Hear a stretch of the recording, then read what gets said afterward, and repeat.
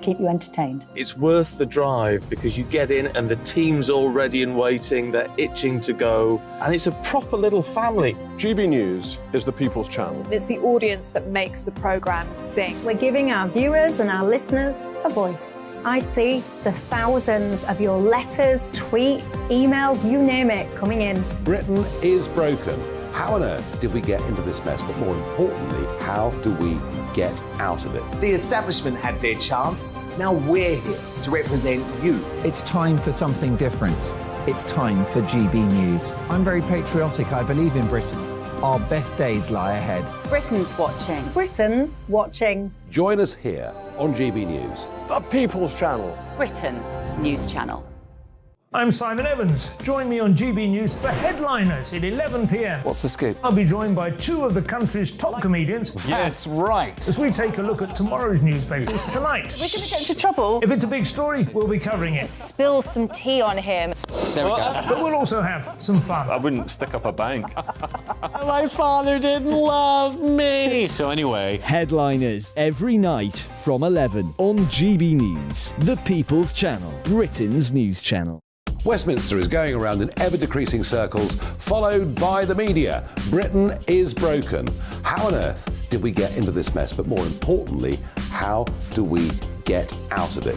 Join me at 7 p.m, Mondays to Thursdays on Farage, here on GB News. We will have open, rational debate. We've got to work out how Britain moves forward from this. Join us here on GB News, the People's Channel. Britain is watching. I'm Andrew Doyle. Join me at 7 o'clock every Sunday night for Free Speech Nation, the show where I tackle the week's biggest stories in politics and current affairs with the help of my two comedian panellists and a variety of special guests. Free Speech Nation, Sunday nights from 7 on GB News, the People's Channel, Britain's news channel. Monday to Thursday nights on GB News. At 6, it's Dubes & Co. 7 o'clock, Farage. At 8, join Jacob Rees-Mogg. And at 9, Dan Wootton Tonight, followed by Headliners on TV, radio and online. This is GB News. Every Sunday from 11, join Michael Portillo. There'll be topical discussion, looking at the week before and the week to come. So kick back and relax at 11 a.m. on Sundays on GB News with me, Michael Portillo. GB News, the People's Channel, Britain's news channel.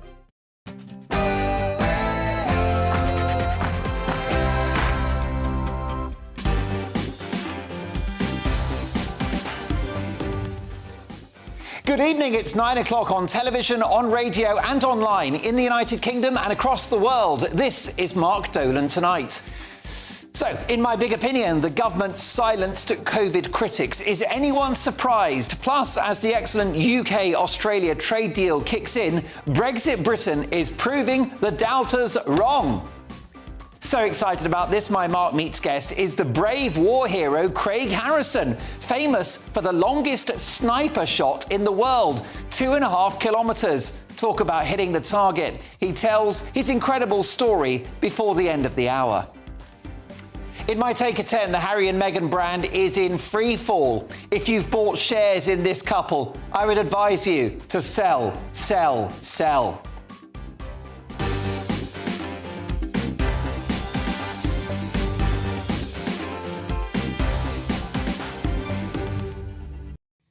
A busy 2 hours to come, plenty of surprises up our sleeve, and it's Saturday night, so let's have a lively debate and plenty of fun along the way. My big opinion's on its way, but first the headlines with Bethany Elsey.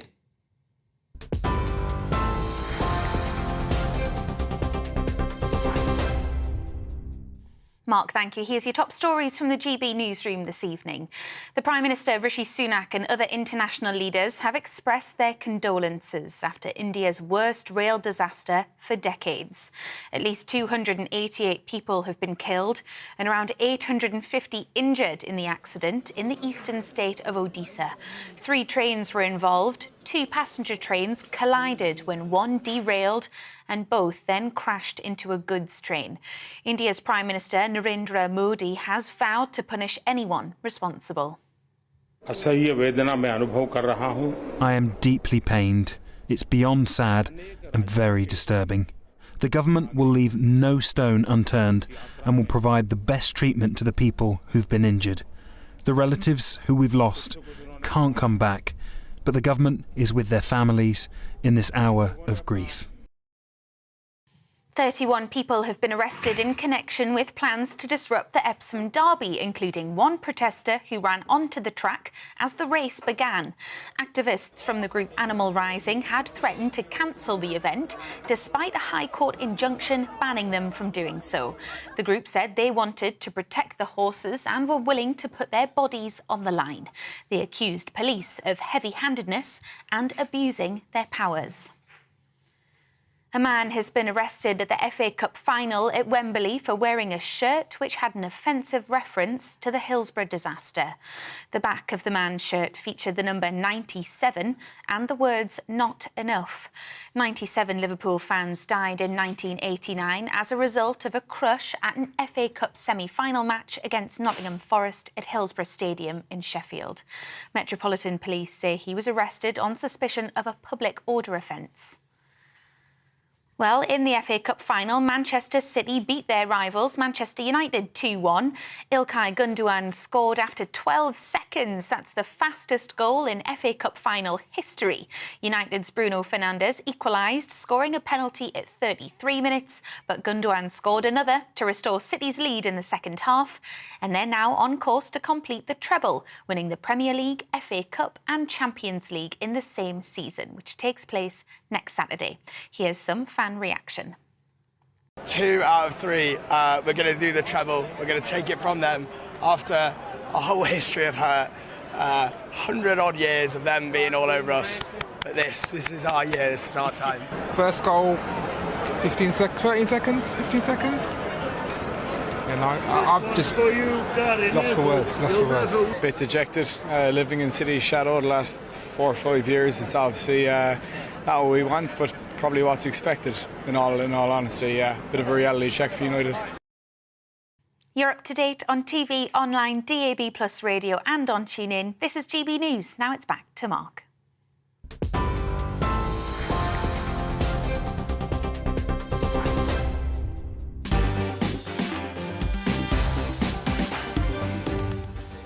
Welcome to Mark Dolan Tonight. In my big opinion, the government silenced COVID critics. Is anyone surprised? Plus, as the excellent UK-Australia trade deal kicks in, Brexit Britain is proving the doubters wrong. We'll be joined by football legend Harry Redknapp on the FA Cup final. And what does Harry think of eco-protesters targeting professional sport? We'll also be backing a wonderful new campaign to save Britain's pubs, given the worrying news that 1 in 3 could be gone by next year. We'll be joined by top drinks expert and pubs champion Andrew Morgan. My Mark Meets guest is the brave war hero Craig Harrison, famous for the longest sniper shot in the world at 2.5 kilometres. Talk about hitting the target. He tells his incredible story before the end of the hour. In my take at 10, the Harry and Meghan brand is in free fall. If you've bought shares in this couple, I'd advise you to sell, sell, sell. My newsmaker tonight is the queen of US showbiz, royal and political reporting, Kinsey Schofield, and we'll be talking about this.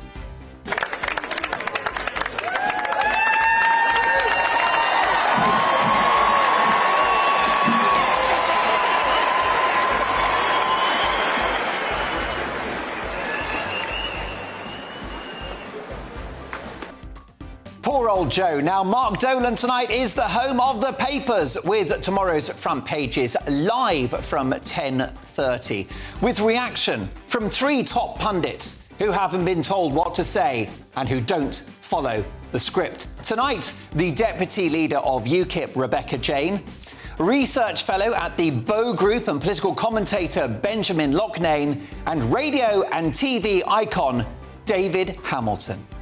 Tonight I'll be asking the pundits, is university still worth it? Are cashless payments ageist? And are people who wear flip-flops a nuisance? Plus your emails, especially the spicy ones, mark@gbnews.com. This programme has a strict golden rule. We don't do boring, not on my...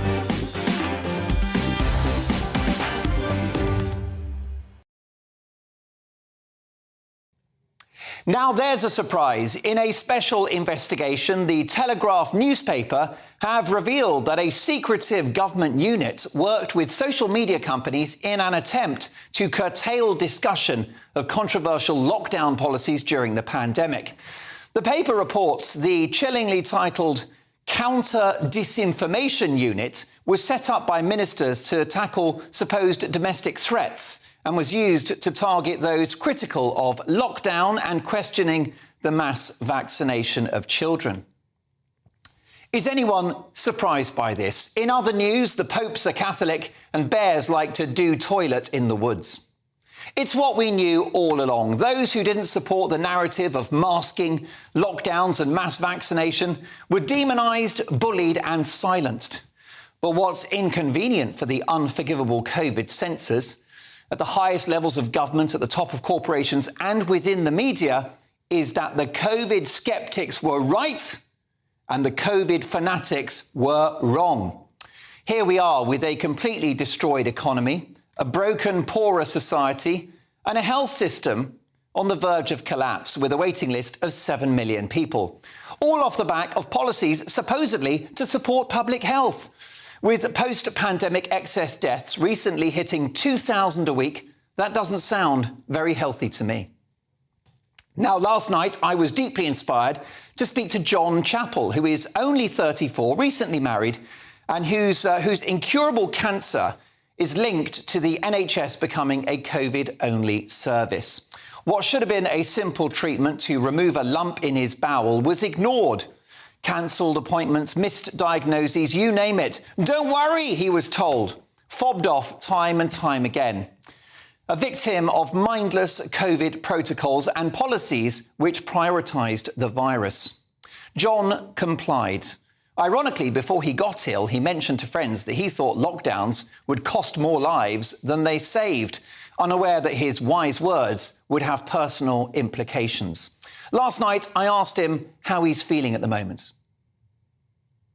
I try and take my moments where I can and try and make the most of when I'm feeling okay and, you know, see friends and go out and all that sort of stuff. But, yeah, the vast majority of my time, I feel sick and in pain. It was a truly humbling interview. Now, at the time, if you'd said that lockdowns would be ruinous, that they wouldn't stop the virus and would damage and end many more lives, you were labelled as right-wing, not sure how that works, and a granny killer. Now, I'm angry about what's happened to John. I'm angry that he's now got to have a crowdfunder to seek treatment in Germany as his only hope of survival. And I'm angry at the government for crushing debates over the last 3 years, and now it turns out censoring too.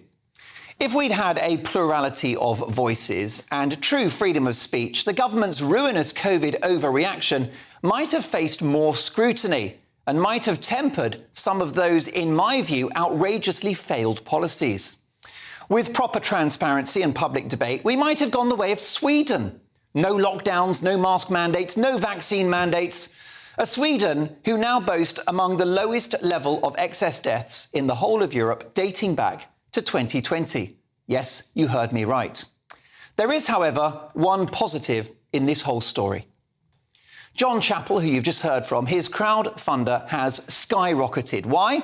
Well, because I have the most amazing viewers and listeners. Countless numbers of you dug deep into your pockets, a fiver here, a tenner, sometimes even more, to give John a chance. Too many other victims of lockdown have lost their chance, and I know some of you just don't have the cash to actually help John, but I also know you're rooting for him too.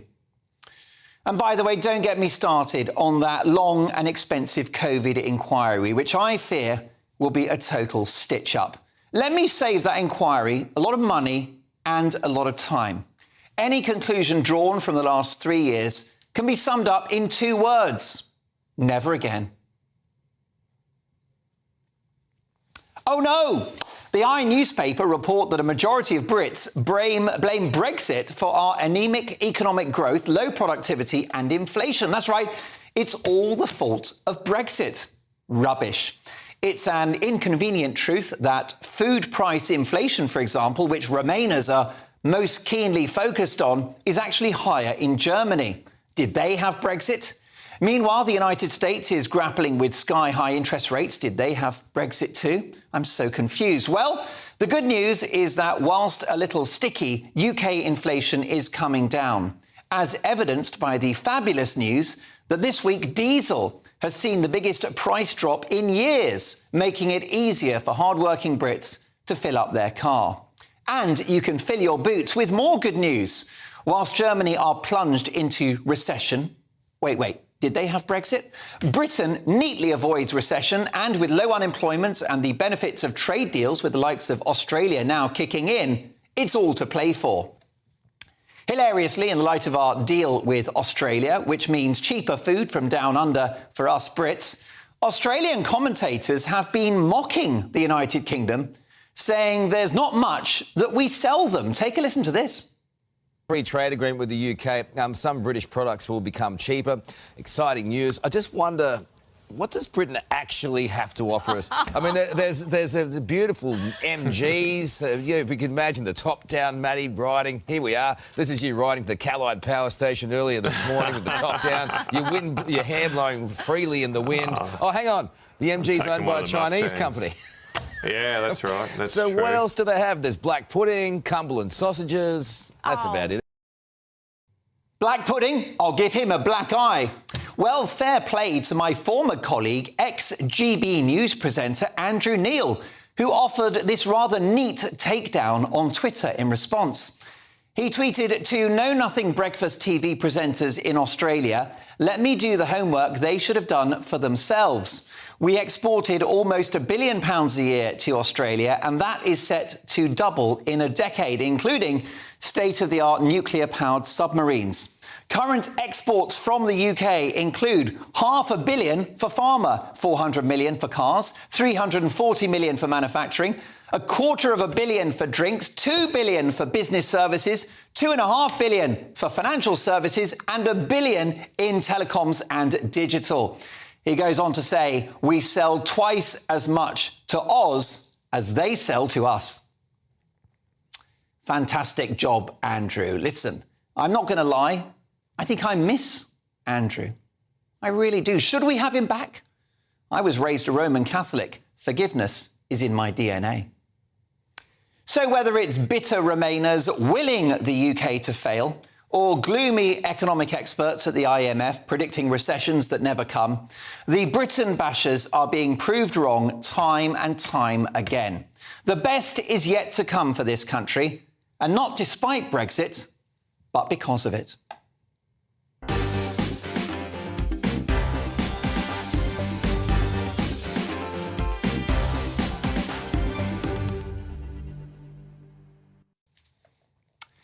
There we are now. Your reaction, Mark, at gbnews.com. Let me know your thoughts on both of those topics. But let's get reaction now from my fantastic pundits. I'm delighted to welcome the Deputy Leader of UKIP, Rebecca Jane, political commentator Benjamin Loughnane, and radio and TV legend Diddy David Hamilton. Benjamin, welcome back to the show. Good to see you again. Listen, first of all, your reaction to this news from The Telegraph, a great investigation, great journalism, that actually critics of lockdown were being snooped on the whole time. Yeah, it's disgraceful, and I think actually the unit still exists. I mean, the scandal, we should have packed it up years ago. It shouldn't have existed in the first place, frankly. But, you know, the WHO came out about a month ago and said that the global health crisis has ended. So why does the CDU still exist? What are they going to use it for? How's it going to be repurposed? Why do you have people still on the payroll, snooping on journalists, trying to shut down debate? I think it should be packed up. It should never have existed in the first place, but now is the time to get rid of it. Rebecca Jane, the government and the medical authorities would argue it was a global pandemic, that their measures, including masking, vaccine rollouts, and, of course, lockdowns, will have saved countless lives and prevented the NHS from falling over. They were within their rights to prevent misinformation. Bless them. What a load of nonsense. I actually think it's the opposite way around, actually, and I think that they caused a lot of deaths and they're still continuing to cause them. And I actually think that we are not going to recover from what was a ridiculous pandemic for the next 10 years at least. So it doesn't even remotely surprise me. You know, it's like you say, is the Pope a Catholic? We all knew that we were being censored. Like, this can never, ever, ever happen again. And what we need to remember is how our government dealt with it. And more than that, because obviously it looks like we may end up with the next Labour government, we need to think about how they would have handled it, which would have been even worse. Because the chances are we could potentially go through this again. If there's one person I don't want leading us through it, it's Keir Starmer. Diddy David Hamilton, fantastic news for this country this week. First of all, the cost of diesel is coming down. I've got so many viewers and listeners who have had to basically almost take out a mortgage just to fill the car. I have a diesel car, so I'm... Right. Great news. I'm one of those people who was sold it and then afterwards told, you shouldn't have got a diesel car. Correct, yeah, that was old Gordon Brown, wasn't it, getting us onto diesel. It was good old Gordon. But obviously good news that fuel's coming down, inflation heading south as well. Yeah. A trade deal with Australia. Despite the critics, Britain is full of potential. Yes, absolutely. And I think we needed some good news, didn't we? We've had a winter of awful news, and some of the things that we were warned about didn't turn out to be quite as bad as we thought. You remember that the business about you either heat or eat, but you won't be able to do both. Well, that may have applied to some people, but I think it was a little bit alarmist, and I don't think it was thankfully as bad. But look, the weather's great. We're looking forward to positively towards the future. So, yeah, let's look on the bright side of life. Oh, there you go. Let's absolutely do that. A quick word from each of you. Should GB News bring back Andrew Neil? Diddy David Hamilton? Well, I saw the opening programme. I was fascinated to see it, and I remember it was all out of... Do you remember? It was all out of lip sync, and there were technical challenges, endless technical problems. I think he's a very, very good journalist, but would he want to come back? OK, yes or no? Andrew Neil returns to GB News. No, look, I think one of the best things that ever happened to GB News was when he left. Not because he's a bad person or because I dislike him, but because I think you need young, good people who have the fire in their belly for a project like this. And I think someone... People like Benjamin Longname. Well, no, but someone who spent their entire career at the BBC and is used to being pampered just didn't have the guts. Rebecca Jane, to kneel or not to kneel? That is the question. I didn't watch him. There you go. Damning verdict. Listen, I've been asking you on Twitter, should GB News bring back Andrew Neil after his rather impressive dressing down of some Britain bashers? I'll bring you the results of that text poll next. Plus, very excited, of course, it was the FA Cup final today. We'll get reaction from football legend Harry Redknapp. We'll also be asking, what does Harry think of eco-protesters targeting professional sport? Plus, we'll be saving Britain's pubs. All of that next.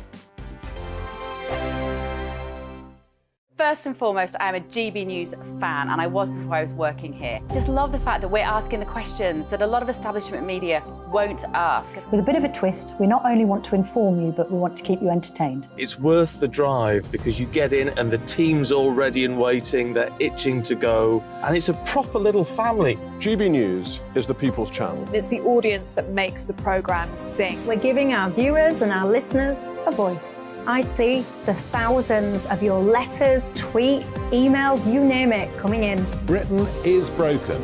How on earth did we get into this mess? But more importantly, how do we get out of it? The establishment had their chance. Now we're here to represent you. It's time for something different. It's time for GB News. I'm very patriotic. I believe in Britain.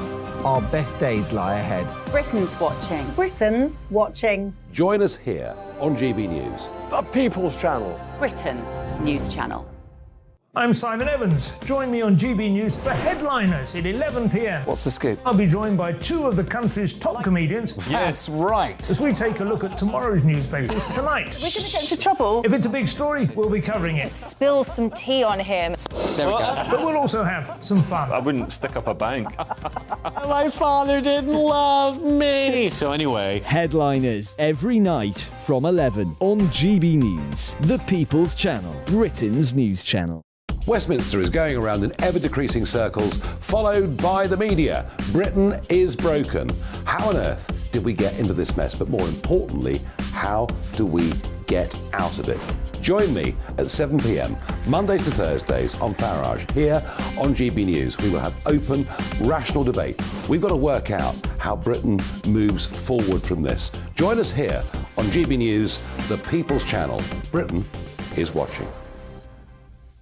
I'm Andrew Doyle. Join me at 7 o'clock every Sunday night for Free Speech Nation, the show where I tackle the week's biggest stories in politics and current affairs with the help of my 2 comedian panellists and a variety of special guests. Free Speech Nation, Sunday nights from 7 on GB News, the People's Channel, Britain's news channel. Monday to Thursday nights on GB News. At 6, it's Dubes & Co. 7 o'clock, Farage. At 8, join Jacob Rees-Mogg. And at 9, Dan Wootton Tonight, followed by Headliners. On TV, radio and online. This is GB News. Every Sunday from 11, join Michael Portillo. There'll be topical discussion, looking at the week before and the week to come. So kick back and relax at 11 a.m. on Sundays on GB News with me, Michael Portillo. GB News, the People's Channel, Britain's news channel. Now, we'll get to your emails shortly, but earlier today we asked you in the Mark Dolan Tonight People's Poll, after his impressive takedown of Britain-bashing Australians, should GB News have Andrew Neil back? That's the question. Well, 56.4% said hell yeah, whilst 43.6% said God no. So Andrew Neil edges it at this stage. Keep those votes coming. Lots more to get through tonight. In my Take at 10, I'll be dealing with Prince Harry and Meghan Markle. But it's time now for the big story. And today's FA Cup final was an all-Manchester clash between City and United. City prevailed, winning 2-1. Let's get reaction now from football legend Harry Redknapp. Harry, did the best team win? Oh, absolutely, Mark. Yeah, I must be honest. They are so good, Man City, at the moment. There wouldn't be a better. I think they're the best team in the world, club team in the world. So, you know, Man United have had a good season. They've won a trophy, the Carabao Cup. They got to a cup final today, finished third in the league. But they're nowhere near as good as Man City at the moment. They just are a different level. And Harry, is the FA Cup still the great occasion it always was? I don't know. It's been, I think every year it tends to get more undermined, Mark. You know, lots of clubs, they put reserve teams out, and I don't understand it really. It's a fantastic competition to go and win. But lots of clubs, until they get to the quarterfinals, then they start fielding stronger teams. But, you know, to win a cup for them fans, it's an amazing day out.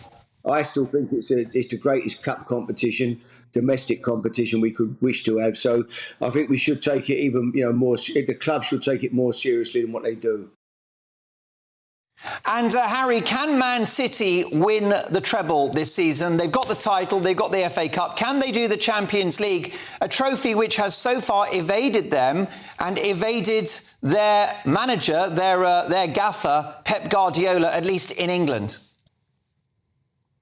Yeah, I think, Mark, I really can't see any way they don't win it. They're so much better that I can't see the Italian team, Inter Milan. I can't see them really causing them too many problems. I thought today would be the hardest one. Once they won the league, then they had the FA Cup and the Champions League. I thought today's would be the tougher of the two cup competitions that they wanted to win.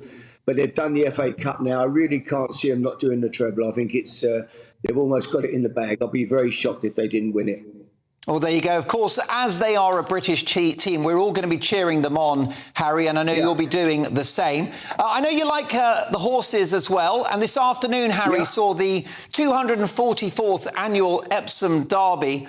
31 arrests were made today. Police made 19 arrests before the race. What's your view of sport being targeted in this way by protesters? I don't know what they're protesting about, Mark. I wish someone could tell me. I think it's today. Yeah, sometimes it's animal cruelty. They've got fantastic. I've got horses. I've got race horses. I go and visit them at the stables. every other week. I go and see a couple of my horses. I've got lots of horses, and they've got great stables. They get well fed. They're looked after. They get groomed. I don't know who they protesting against. What's it got to do with the horses and the derby today? Why try to disrupt a great day out in the sun for people? We've been through enough the last few years with lockdown, and now people are enjoying their Saturday afternoon. Why should they have to worry about these people coming to protest? What are they protesting about? They probably don't even know half of them. They turn up. let's join the protest and have a fun day.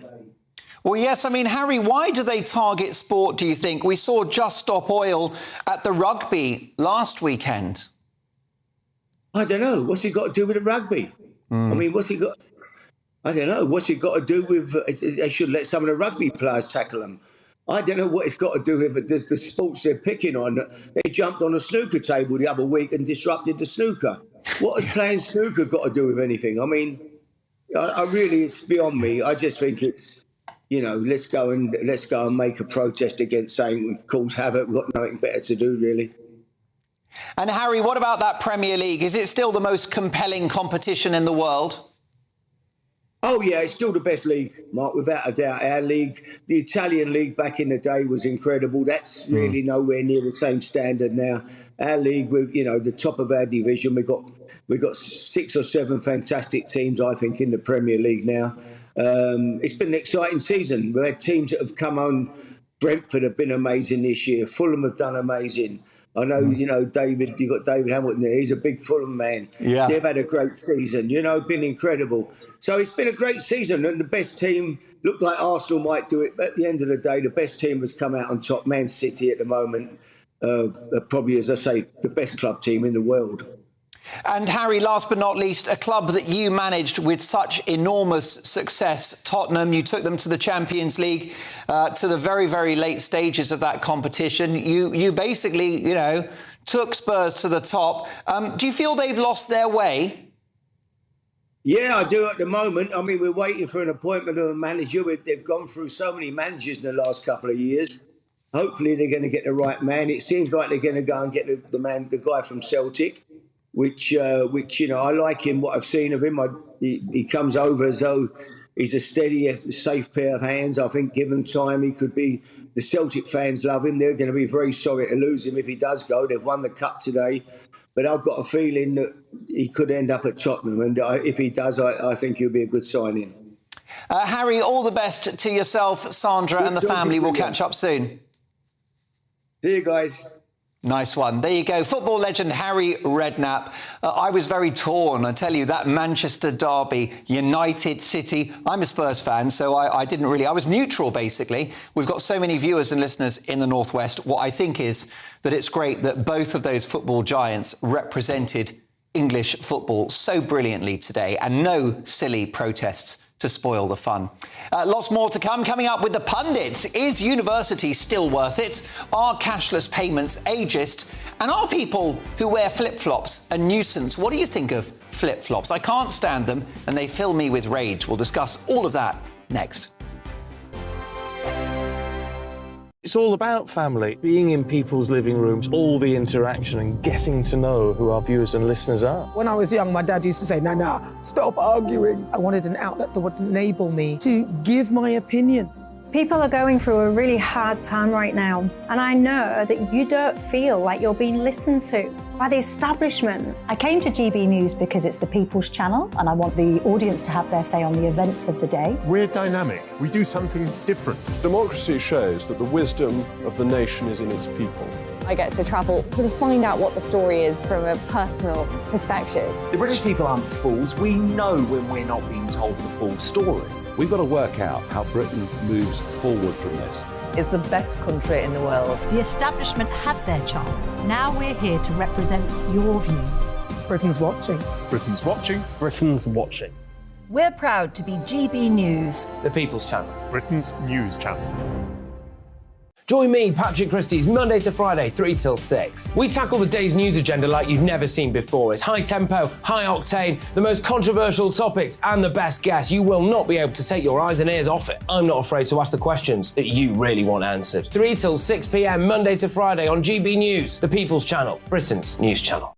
Join us every night on GB News at 11 p.m. for Headliners, which is 3 top comedians going through the next day's news stories, which is exactly what you need, because when the establishment has gone crazy, you need some craziness to make sense of it. So join us 11 p.m. every night on GB News, the People's Channel, Britain's news channel.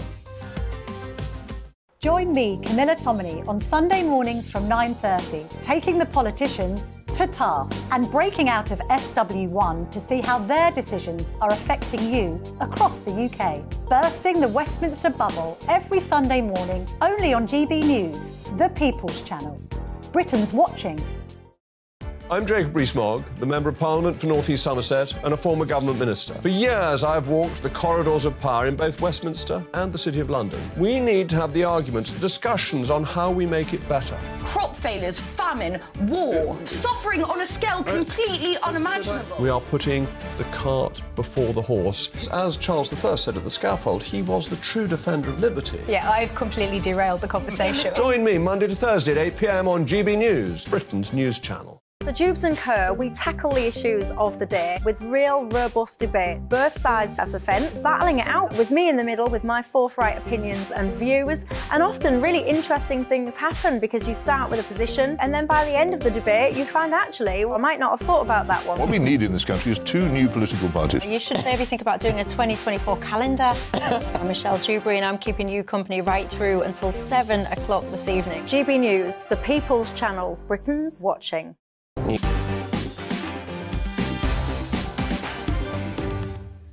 Regarding Just Stop Oil protests and their focus on sport, this from Andy. Hi, Mark. These groups target sporting events to get TV coverage. They're succeeding because GB News is talking about it. If they demonstrated at a local event, it wouldn't attract the news, so they go for the TV airtime. Please stop talking about it. However, I do believe in free speech, so let them chat, but don't make it a feature. Andy, thank you so much for that.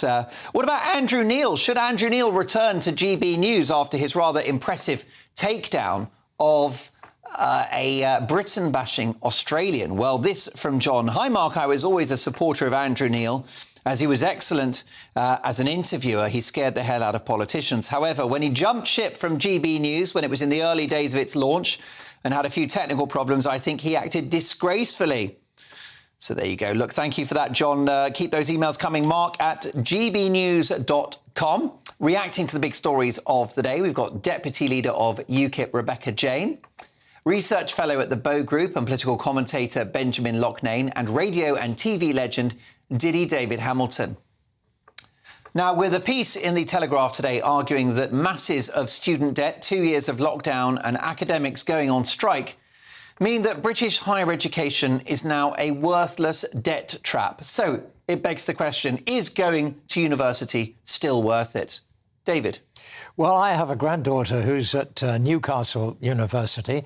She could probably answer this better than I could, but she's had a really tough time. She's been there she had a gap year when she went to Spain because her father is Spanish, but she doesn't feel that she's had value for money at all. I think there's been COVID and, various disruptions and costing a great deal of money. So, I think probably if she was here, she would say that she's been rather disillusioned by the whole thing so far. Benjamin, you're within this group the closest to university age. If you had that option again, did you go to university first time around? Would you do it this time around? I think for myself it was beneficial, but a lot of degrees I think are not necessary. And we've also created a system where people require degrees for jobs that didn't used to require degrees. So, for example, nurses now need to have a nursing degree, whereas previously they would train on the job. And are we saying that the nurses we have now are any better than the ones we had, say, 20, 30, 40 years ago? I mean, I don't think we've seen any particular improvement. Well, they're all on strike, aren't they? Well, they're all on strike. They're not there anyway. But you saddled them with an enormous amount of debt. So we got rid of the nursing bursaries. They take on a huge amount of debt to do a job that they could have done without having a degree in the first place. And now that's just one example. But media studies, journalism, gender studies and all that sort of stuff, and feminist dance theory or whatever else they're doing now. I was going to do that as a mature student. You could still do it. That's the plan. It's not too late. Only because I have natural rhythms. So. But, it all started under Blair. Blair decided everyone needs to go to university because that will be more egalitarian. All it's done is give people more debt. No one's better off as a result. They're not doing better jobs. We shouldn't have had more university places, more apprenticeships, more training. Exactly, yeah. More practical solutions, not just send everyone to university. I think it's time to row back on the Blairite policy of sending everyone to uni. And, of course, we know what a hotbed of brainwashing universities have become, Rebecca Jane. So, actually, you go there, you borrow money and you get paid. You pay to be told what to think. I know, to be the mainstream. And It's a difficult situation because obviously, you know, my training is in law, but I've just had quite a traumatic experience. So I just logged on, actually, because I didn't go to university when I was supposed to at 18 because I didn't feel intelligent enough and all the rest of it. I went much later on in life. And I've actually just logged on to check what my student debt is. And actually, so when I came out of university, it was 72,000 and making repayments since, and that's not even to qualify as a solicitor, that's to get a law degree. And then if I do the qualifications to become a solicitor and all the rest of it, they are actually now, I got an email the other day that they are actually, it's £7,000 to do the exams now, and they're actually trying to do 95% government funded because they can't get solicitors. But I've just logged on to check, and even making repayments for years, my university debt is now £77,000. An absolute scandal. £100,000 for my training. Ridiculous. It's truly shocking, and it will make young people think twice, will it not? Now, listen, let's get to our next story, because pensioners have expressed fury after new parking ticket systems being operated solely by app or phone payments are ageist. There are fears that the rollout may deter older people from using shopping centres and car parks. What do we think about this?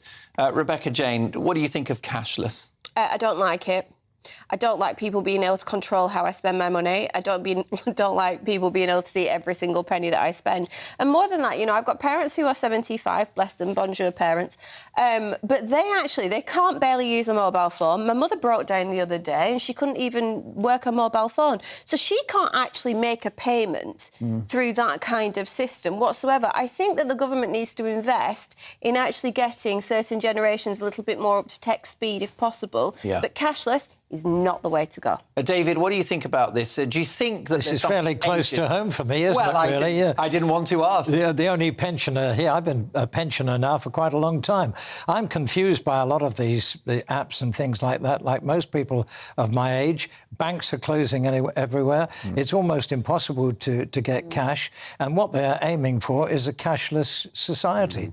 And, you know, a lot of people of my age are extremely confused. And there are very good examples of people who've been made ill because of the stress of this. Yeah.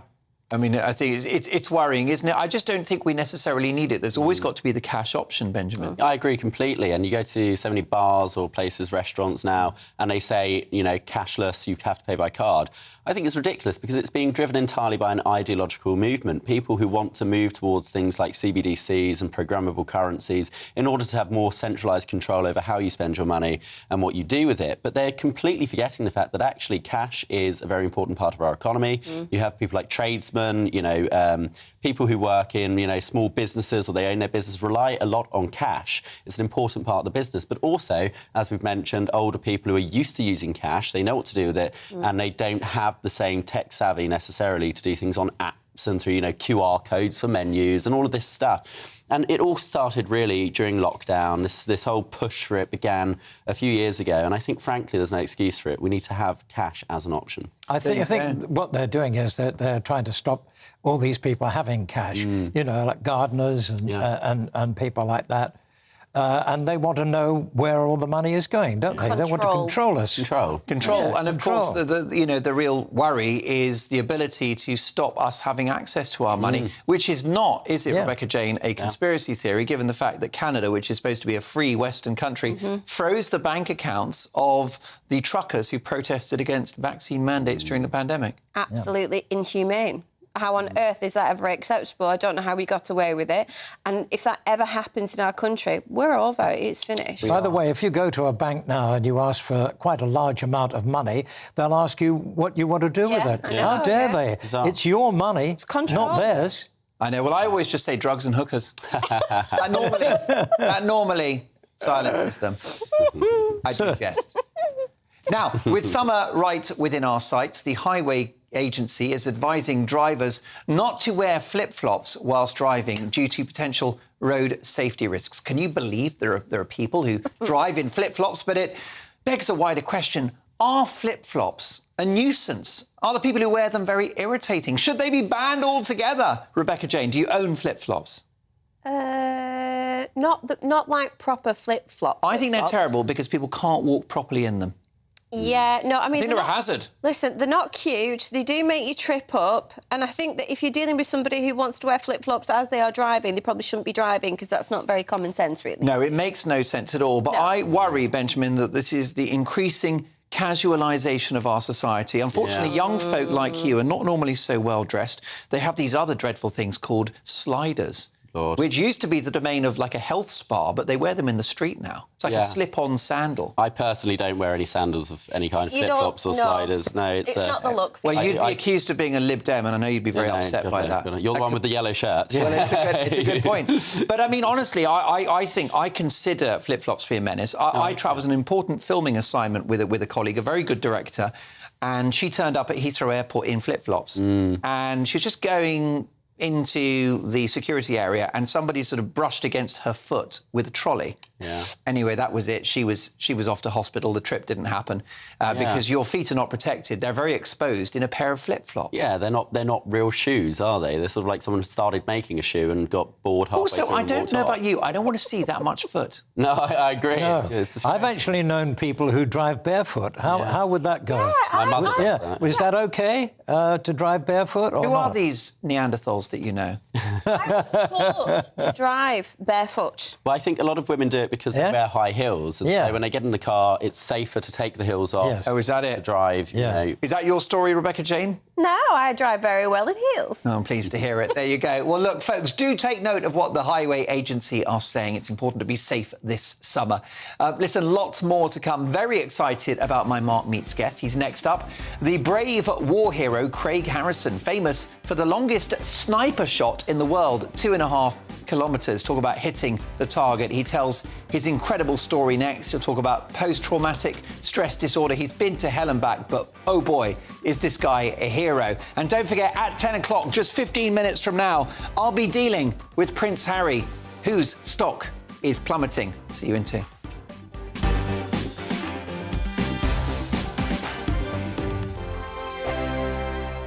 I joined GB News because I was sick and tired of not hearing my views being represented, not just mine, but so many people that I knew and spoke to. I just couldn't get my voice out there. I couldn't say anything. I couldn't do anything. Whatever the narrative was, I kind of had to follow it. GB News is there to provide a voice for those who have been ignored by the establishment media. We think different things, we've got a different style. GB News is here to be optimistic and positive about the future. It's real kind of dynamic and flowing, with the audience very much at the heart of it, like a big family. Here at GB News, we talk about the things that matter to you. Hearing the voices from right across our towns and cities, especially our towns. All sides of the argument represented with a heavy dose of opinion. We're on a mission here to make a difference. And the GB News family really is here for you, and whatever time of day you can watch or listen. Britain's watching. Britain's watching. We're proud to be GB News, The People's Channel. Britain's news channel. I'm Mark White. As GB News Home and Security Editor, I cover those key issues that are so important to you. Our authorities, our communities doing all they can to combat violent crime. With the public services under unbearable strain, why are we still failing to control our borders? Defence, the first priority of any government, has been continually hollowed out. Can we trust our politicians to protect the armed forces? Join me, Mark White, on GB News. Monday to Thursday, 9 p.m. till 11 p.m. Join me, Dan Wootton. I'll bring you the sharpest takes and hottest debates. Do you not believe in prison? I don't believe in prison. I'm completely stunned. I guarantee you there'll be no spin, no bias, no censorship. I actually was personally quite offended by it. And no reason to go to bed. So I guess they've always been quite woke. That's Dan Wootton tonight on TV, radio and online. Monday to Thursday from 9 p.m. till 11 p.m. on GB News. The People's Channel, Britain's news channel. You've probably seen politicians interviewed 1,000 times, but we do it differently. We find out who they really are, we don't shout, we chat, and hopefully we bring a bit of light, not just heat. Did you know Kate Moss? Apparently. Do you have a pair of jeans or a pair of jeans? No, of course I don't. What would I do with them? My friends are like, oh my God, what's she doing now? Join me every Sunday at 6 for Gloria Meets, only on GB News, the People's Channel, Britain's news channel. Start the day with GB News. We catch up on all the big stories you didn't hear the night before. And take a look at what the world's talking about this morning. That's right, Monday to Thursdays from 6 o'clock. It's Breakfast with Eamon and Isabel. Straight after breakfast, join us, Bev Turner and Andrew Pearce. We're going to take you through till noon. We'll be tackling the big topics of the day, including the things that the other channels just won't talk about. If it's happening here. Wake up to mornings on GB News, the People's Channel. Britain's news channel. Is university still worth it? The emails are coming in thick and fast. Mark at gbnews.com. Hi, Mark. University for all was an invention of Mr. Blair and Mr. Brown as a way of manipulating the unemployment figures, says Alistair. Some of the degrees are virtually useless, except for saddling the students with debt that many of them will never pay back. The taxpayer has again lost money by an indirect tax levied via the Labour Party. Richard says UK universities are over-administered and biased to the left. There are too many soft subjects. The hard subjects are dumbed down. Far more people should pass through an apprenticeship. Look, Linda supports a cashless society. She says, hi, Mark, cashless society will massively help stop money laundering, which is a multi-billion-pound business, and cash in hand is a problem too. There is a method in their madness. I'll get to more of your emails shortly. Perhaps just this on cashless before we go. James says, hi, Mark, cashless won't work for me. How am I going to pay for things at the car boot sale? I've got an unused dartboard. I should say I got an unused dartboard last weekend for £5. What a bargain. What's the plan? I will own nothing and be happy? James, you have to wonder, don't you? Keep those emails coming, Mark at gbnews.com. It's time for this.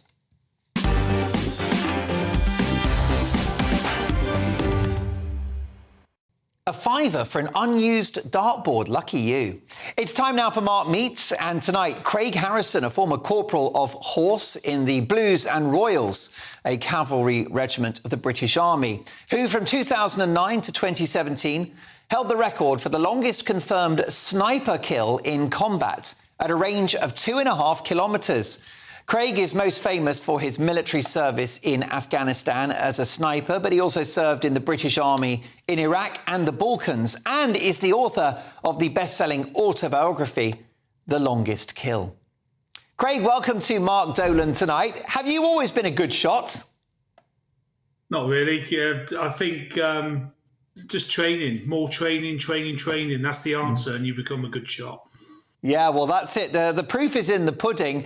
Listen, what attracted you into the forces at the tender age of 16? I wanted to get a trade, so I joined the Household Cavalry because of the horses, and I've had horses ever since I was young, since I was like 5 years old. So I wanted to become a farrier, and there was no farrier apprenticeships happening in civilian streets, so I joined the British Army, and I joined the Household Cavalry to become a farrier. And what did joining the military do for you, Craig? It was just one big family, you know. It's just the ethos, the camaraderie, a purpose in life and everything. The armed forces, it's a fantastic lifestyle, you know, if you choose the right career. Yes, and after 22 years of loyalty to your regiment, Craig, you felt very let down at the end. What happened? Well, basically, I got medical discharge with CPTSD from my last tour in Afghanistan in 2009, 2010. And I just got released, you know. It took me 23 years of service in the British Army. It took half an hour to get discharged. And no thank you, no nothing, just discharged and just left out to dry, basically. What should they have done? What would have been an appropriate way of handling your situation, Craig?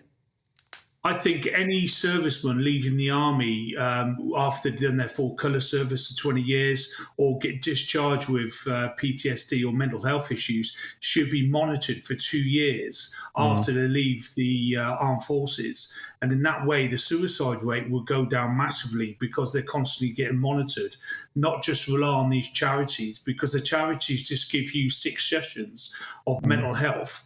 and then you have to reapply in 6 months' time or in a couple of months' time. And by that time, you could have done something stupid or your mental health would decline.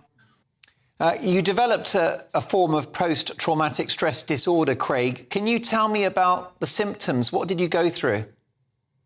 I went through a lot of loneliness, anger, anxiety, stress. I never noticed it first. My wife noticed it, and then the British Army noticed it. I'm a bit of a loner anyway, so being on my own was second nature, especially being a sniper.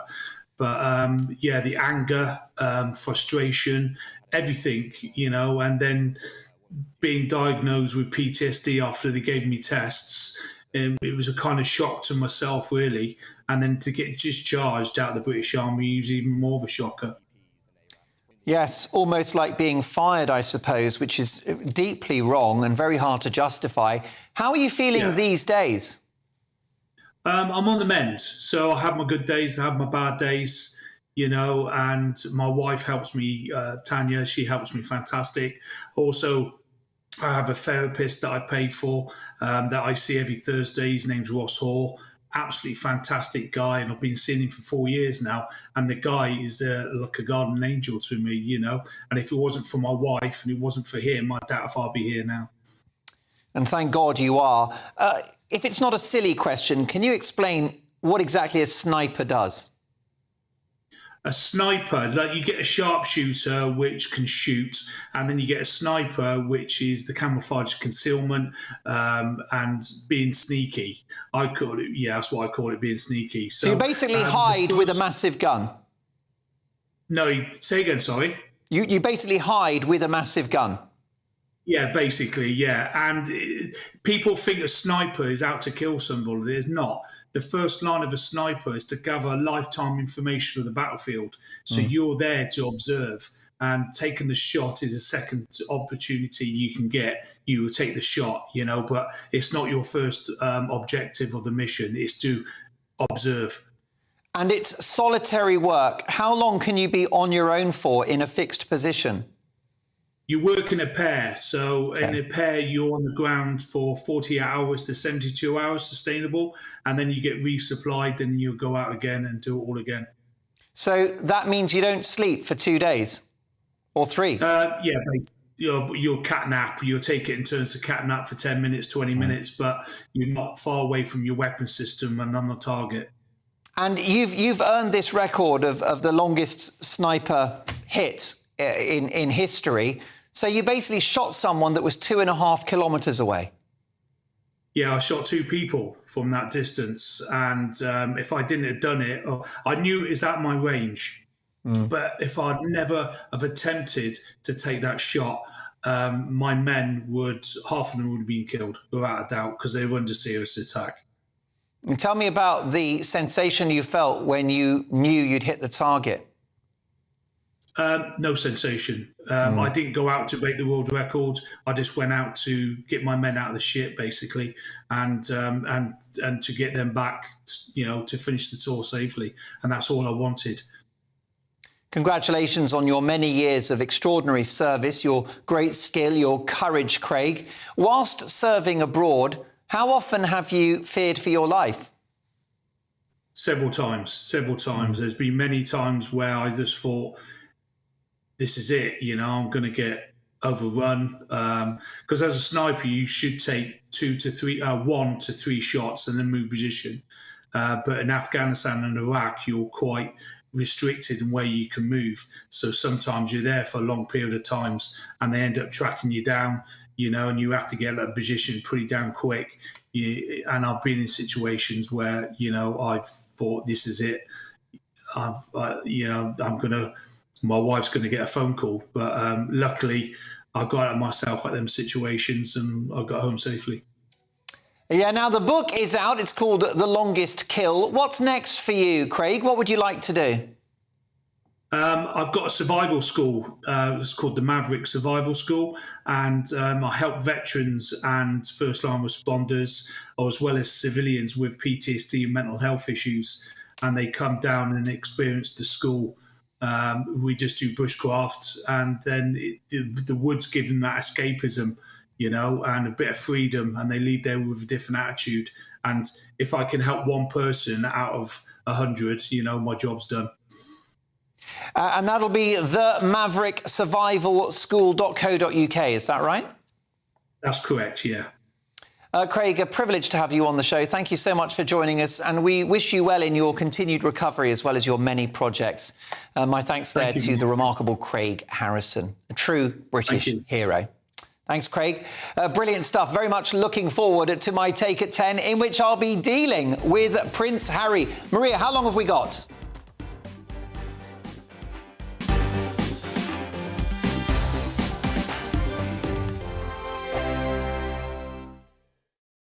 First and foremost, I am a GB News fan, and I was before I was working here. Just love the fact that we're asking the questions that a lot of establishment media won't ask. With a bit of a twist, we not only want to inform you, but we want to keep you entertained. It's worth the drive because you get in and the team's all ready and waiting, they're itching to go, and it's a proper little family. GB News is the People's Channel. It's the audience that makes the programme sing. We're giving our viewers and our listeners a voice. I see the thousands of your letters, tweets, emails, you name it, coming in. Britain is broken. How on earth did we get into this mess? But more importantly, how do we get out of it? The establishment had their chance. Now we're here to represent you. It's time for something different. It's time for GB News. I'm very patriotic. I believe in Britain. Our best days lie ahead. Britain's watching. Britain's watching. Join us here on GB News. The People's Channel. Britain's news channel. I'm Simon Evans. Join me on GB News for Headliners at 11 p.m. What's the scoop? I'll be joined by two of the country's top comedians. That's right. As we take a look at tomorrow's newspapers tonight. We're going to get into trouble. If it's a big story, we'll be covering it. Spill some tea on him. There we go. But we'll also have some fun. I wouldn't stick up a bank. My father didn't love me. So anyway. Headliners every night from 11 on GB News, the People's Channel, Britain's news channel. Westminster is going around in ever-decreasing circles, followed by the media. Britain is broken. How on earth did we get into this mess? But more importantly, how do we get out of it? Join me at 7 p.m, Mondays to Thursdays on Farage, here on GB News. We will have open, rational debate. We've got to work out how Britain moves forward from this. Join us here on GB News, the People's Channel. Britain is watching.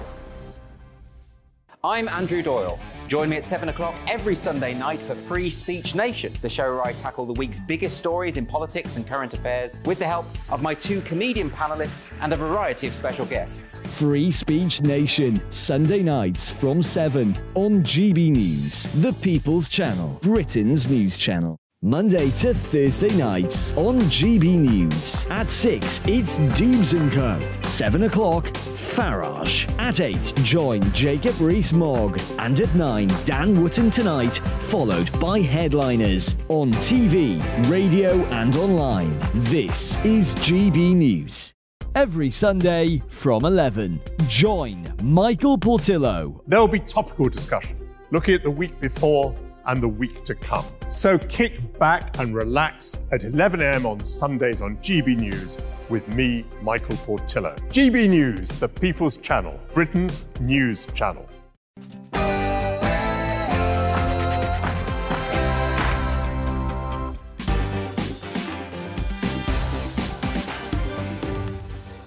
It's 10 o'clock on television, on radio and online in the United Kingdom and across the world. This is Mark Dolan Tonight.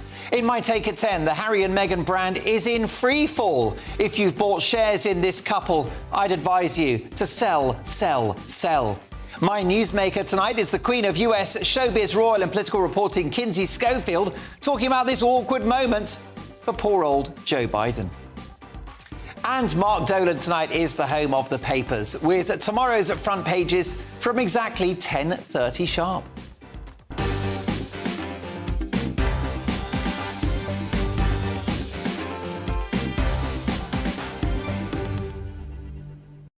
So, a busy hour to come. In just 2 minutes' time, I'll be dealing with Prince Harry, who has had a month to forget. Lots to get through, but first, the headlines with Bethany Elsey.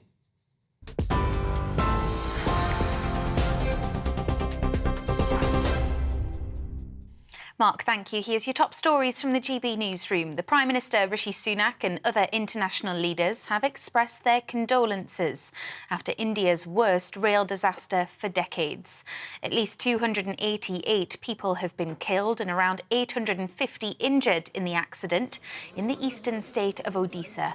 3 trains were involved. 2 passenger trains collided when one derailed and both then crashed into a goods train. India's Prime Minister Narendra Modi has vowed to punish anyone responsible. I am deeply pained. It's beyond sad and very disturbing. The government will leave no stone unturned and will provide the best treatment to the people who've been injured.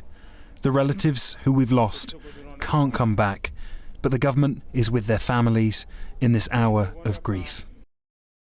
31 people have been arrested in connection with plans to disrupt the Epsom Derby, including one protester who ran onto the track as the race began. Activists from the group Animal Rising had threatened to cancel the event, despite a High Court injunction banning them from doing so. The group said they wanted to protect the horses and were willing to put their bodies on the line. They accused police of heavy-handedness and of abusing their powers. A man has been arrested at the FA Cup final at Wembley for wearing a shirt which had an offensive reference to the Hillsborough disaster. The back of the man's shirt featured the number 97 and the words, "Not enough." 97 Liverpool fans died in 1989 as a result of a crush at an FA Cup semi-final match against Nottingham Forest at Hillsborough Stadium in Sheffield. Metropolitan Police say he was arrested on suspicion of a public order offence. Well, at the final, Manchester City beat their rivals, Manchester United 2-1. Ilkay Gundogan scored after 12 seconds, the fastest goal in FA Cup final history. United's Bruno Fernandes equalised, scoring a penalty at 33 minutes, but Gundogan scored another to restore City's lead in the second half. They're now on course to complete the treble, winning the Premier League, FA Cup and Champions League in the same season. Here's some fan reaction. 2 out of 3, we're going to do the treble. We're going to take it from them after a whole history of hurt, 100-odd years of them being all over us. But this is our year, this is our time. First goal, 13 seconds, 15 seconds. And I've just lost for words. Bit dejected, living in City shadow the last 4 or 5 years. It's obviously not what we want, but probably what's expected, in all honesty. Yeah, bit of a reality check for United. You're up to date on TV, online, DAB+ radio and on TuneIn. This is GB News. Now it's back to Mark.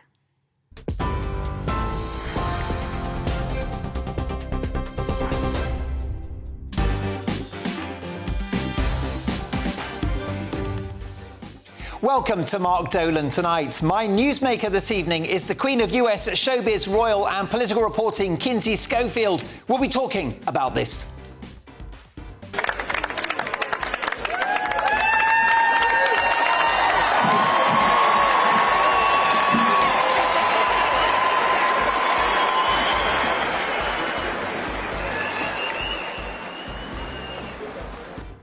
And he's got access to the nuclear codes. Be afraid, be very afraid. Mark Dolan Tonight is the home of the papers, with tomorrow's front pages at exactly 10:30, with 3 top pundits who haven't been told what to say and who don't follow the script.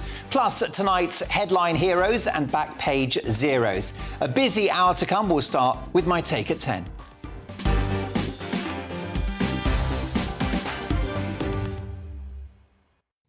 Big news, folks. The Duke and Duchess of Sussex, hooray Harry, and Woko Mono herself, Meghan Markle, have let it be known that they're going to give up on the royal bashing and stay behind rather than in front of the camera for future television projects. Don't celebrate too soon. Even if you're an award-winning deep-sea diver, I wouldn't hold my breath. After all, attacking the royal family is their currency and has inflated their bank account to the tune of millions. Throwing your loved ones and your country of birth under the bus is good for business. What we're seeing here is an admission by the couple that they've run out of material. They're struggling with that difficult second album. There's no one else to call racist, bigoted or uncaring. Now, I do wish Harry and Meghan all the best in the future. I hope they can be happy and make something of their lives. They've got 2 lovely kids. But the royal gravy train has hit the buffers, with even the Americans sick to the back teeth of these 2. With the influential comedian Tim Dillon tearing Prince Harry a new one by saying that he's a useless hanger-on. It's been a challenging time for old Harry, Britain's least happy millionaire, as his court action against the government to be able to hire British cops for protection fell flat. Sorry, big guy. If you so readily reject the monarchy, you lose its perks. Britain's elite security services are not for sale to any rich celebrity that fancies them, not at any price. And that's all Harry is now, a rich celebrity, a reality star who doesn't even live in reality.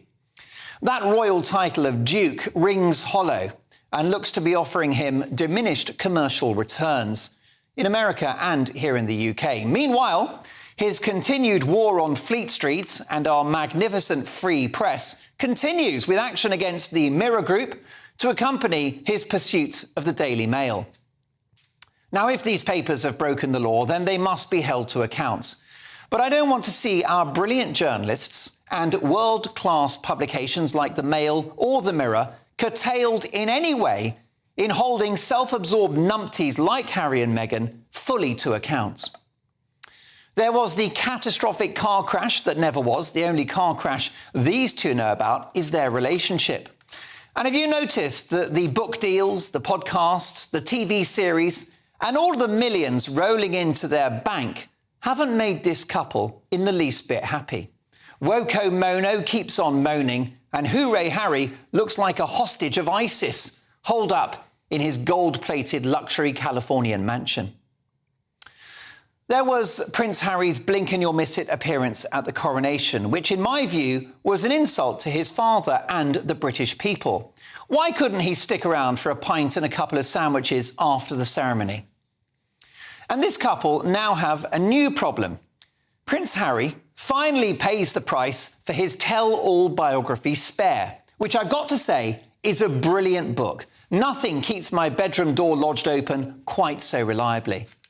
In the book, not only did he threaten the safety of his family members and former military colleagues by boasting about killing Taliban fighters, he proudly shared lurid details of his former drug use. Well, the American authorities may not take kindly to that, and a think tank is currently pursuing this issue via the US immigration authorities. Understandably, the great nation of America doesn't want to accept people who break their laws, of which drug taking is one example. It's not inconceivable that his visa could be torn up and old Harry be sent packing back to Britain. And after a pandemic, a cost of living crisis and 3 prime ministers in a year, have we not suffered enough? There's trouble in paradise, folks. The Harry and Meghan brand is in free fall. If you've got shares in this couple, my advice is sell, sell, sell. They've gone from being highly valuable stock to a laughing stock in a matter of 2 years. The only way is down.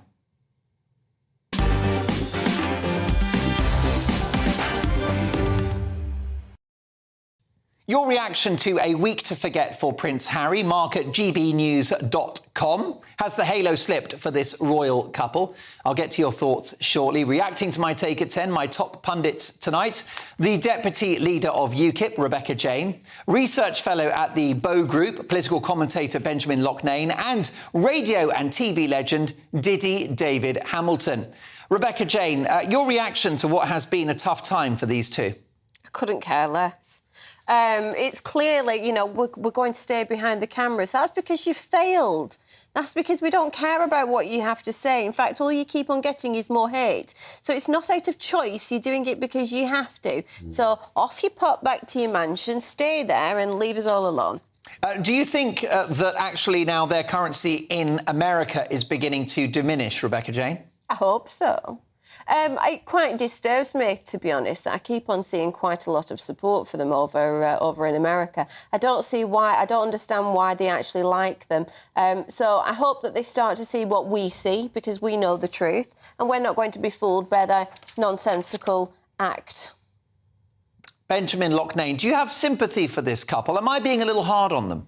No, not at all. I think they're spoiled brats, frankly, and like Rebecca, I actually don't care about them at all.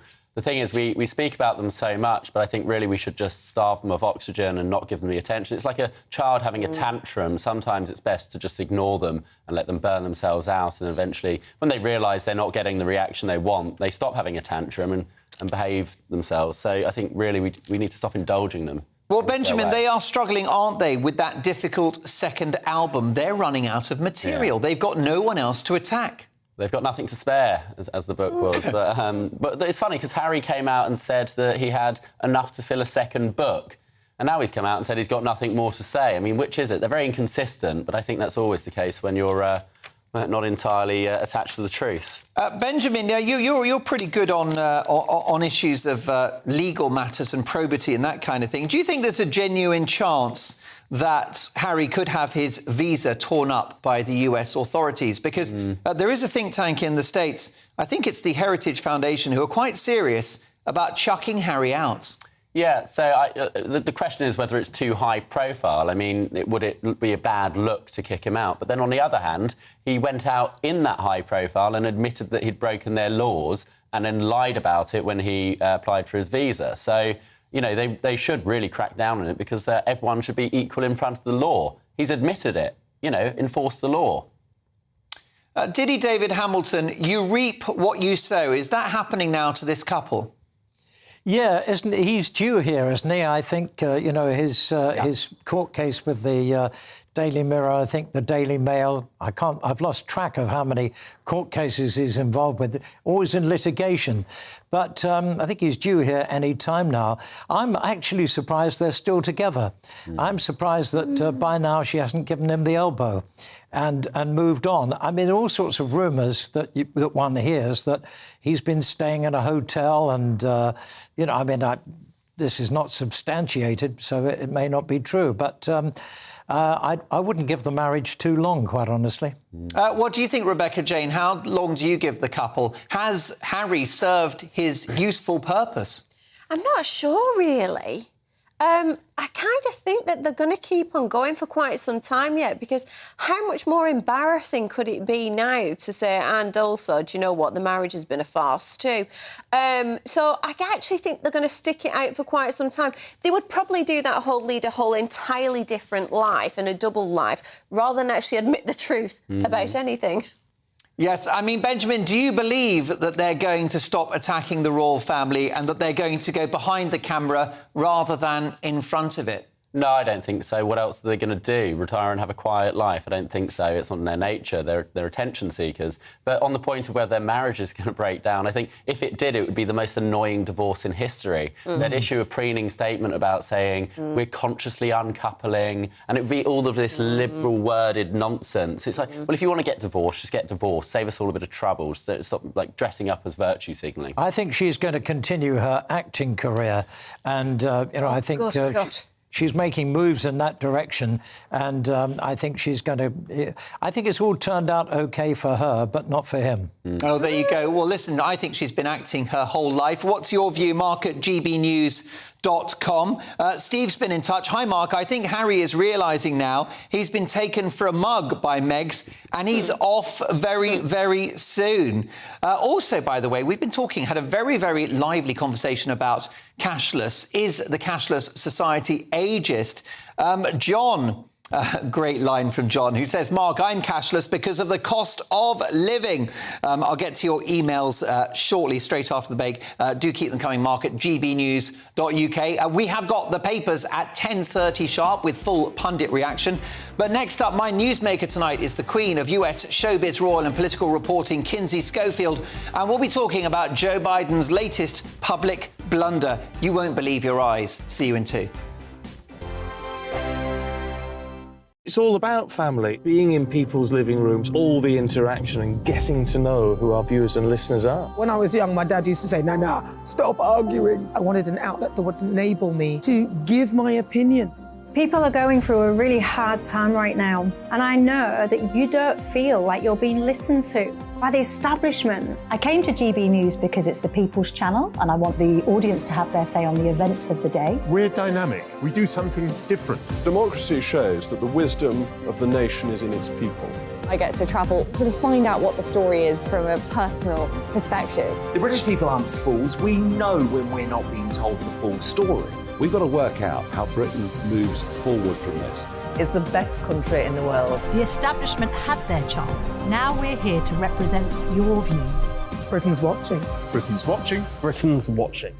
We're proud to be GB News. The People's Channel. Britain's news channel.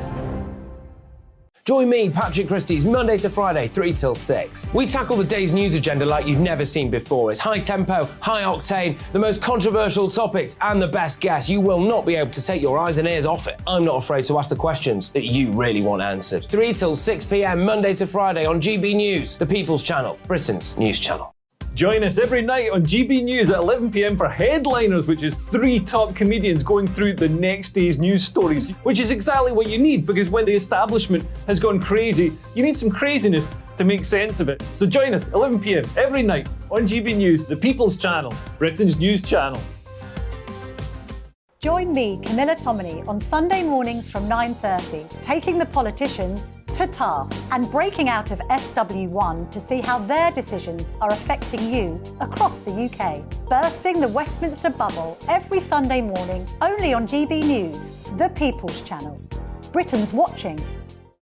I'm Jacob Rees-Mogg, the Member of Parliament for North East Somerset and a former government minister. For years, I've walked the corridors of power in both Westminster and the City of London. We need to have the arguments, the discussions on how we make it better. Crop failures, famine, war, suffering on a scale completely unimaginable. We are putting the cart before the horse. As Charles I said at the scaffold, he was the true defender of liberty. Yeah, I've completely derailed the conversation. Join me Monday to Thursday at 8 p.m. on GB News, Britain's news channel. So Jubes and Kerr, we tackle the issues of the day with real, robust debate, both sides of the fence, battling it out with me in the middle with my forthright opinions and views. And often really interesting things happen because you start with a position and then by the end of the debate you find actually, well, I might not have thought about that one. What we need in this country is 2 new political parties. You should maybe think about doing a 2024 calendar. I'm Michelle Dewberry and I'm keeping you company right through until 7 o'clock this evening. GB News, the People's Channel, Britain's watching.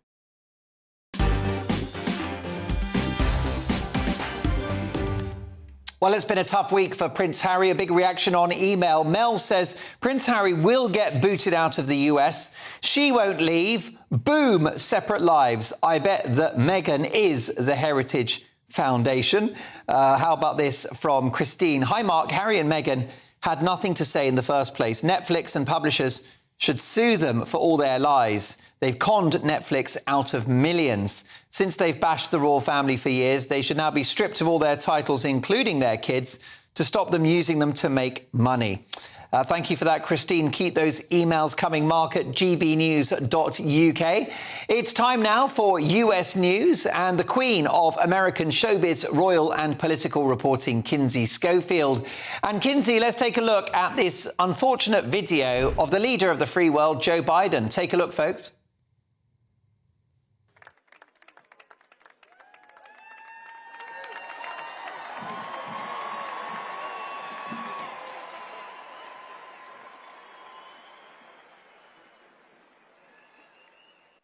Now, if you were listening on DAB+, let me tell you, he's at an event, he's wearing a baseball cap, and he trips over. And the issue, Kinsey, is not that presidents don't fall over, but this is part of a pattern, and there are genuine concerns about this man's fitness for high office.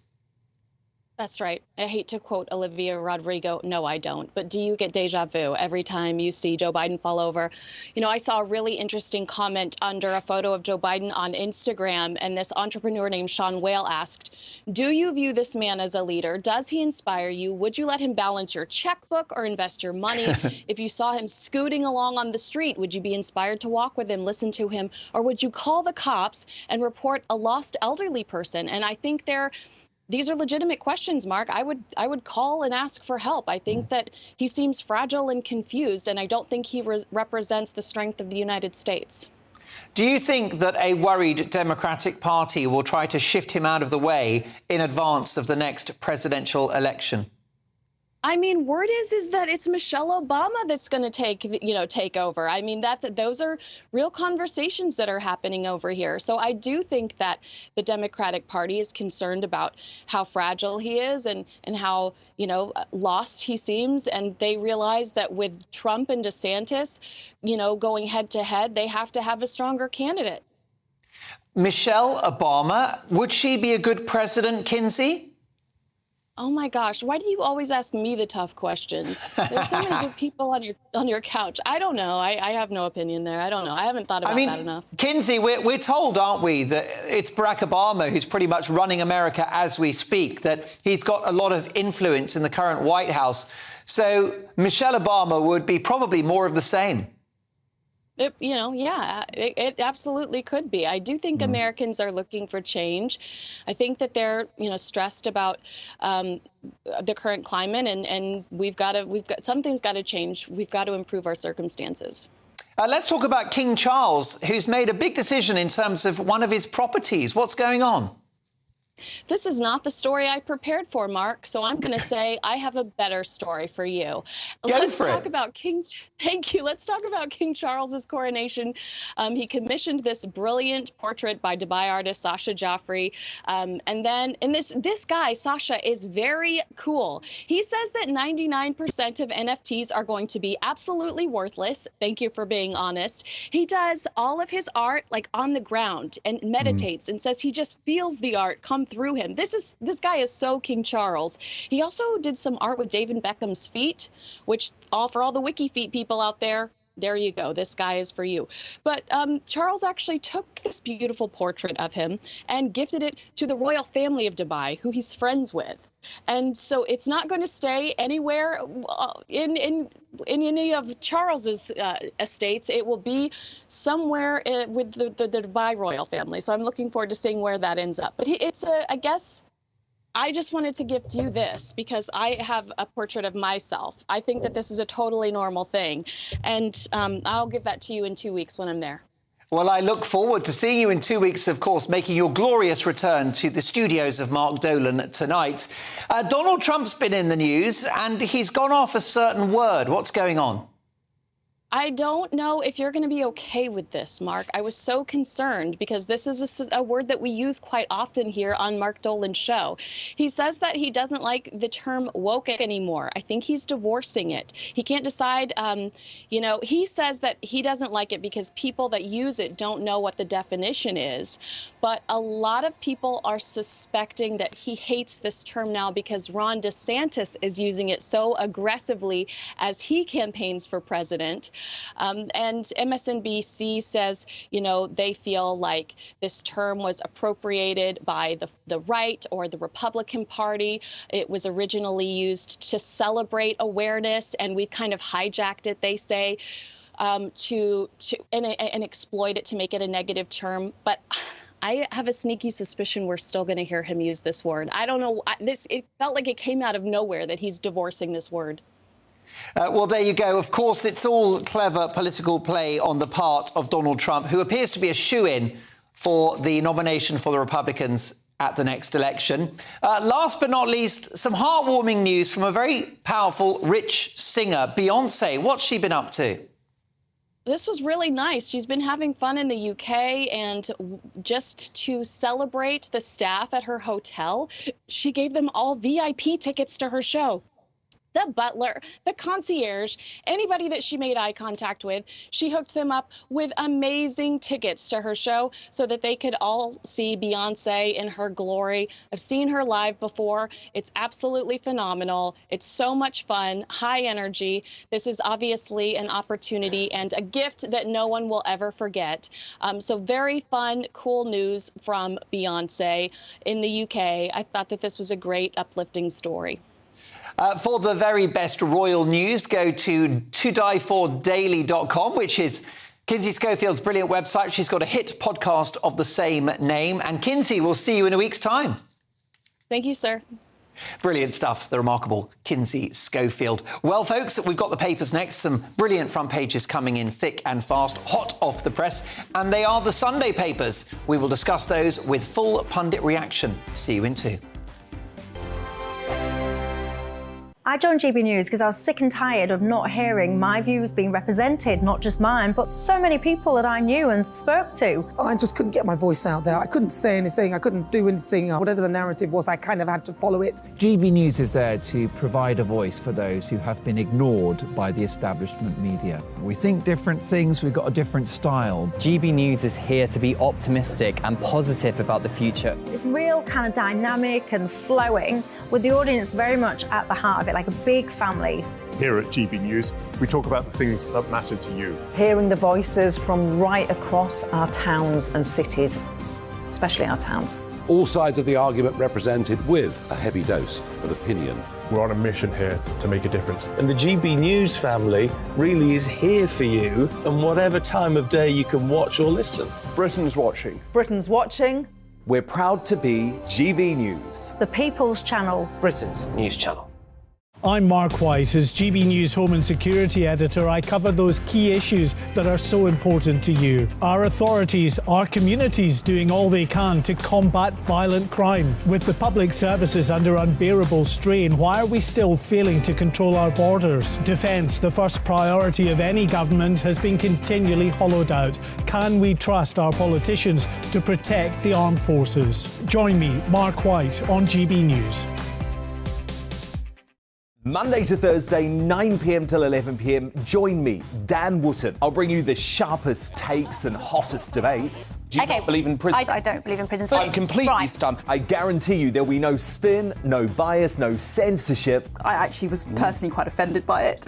And no reason to go to bed. So I guess they've always been quite woke. That's Dan Wootton tonight on TV, radio and online. Monday to Thursday from 9 p.m. till 11 p.m. on GB News. The People's Channel, Britain's news channel. You've probably seen politicians interviewed 1,000 times, but we do it differently. We find out who they really are, we don't shout, we chat, and hopefully we bring a bit of light, not just heat. Did you know Kate Moss? Apparently. Do you have a pair of jeans or a pair of jeans? No, of course I don't. What would I do with them? My friends are like, oh my God, what's she doing now? Join me every Sunday at 6 for Gloria Meets, only on GB News, the People's Channel, Britain's news channel. Start the day with GB News. We catch up on all the big stories you didn't hear the night before. And take a look at what the world's talking about this morning. That's right, Monday to Thursdays from 6 o'clock. It's Breakfast with Eamon and Isabel. Straight after breakfast, join us, Bev Turner and Andrew Pearce. We're going to take you through till noon. We'll be tackling the big topics of the day, including the things that the other channels just won't talk about. If it's happening here. Wake up to mornings on GB News. The People's Channel. Britain's news channel.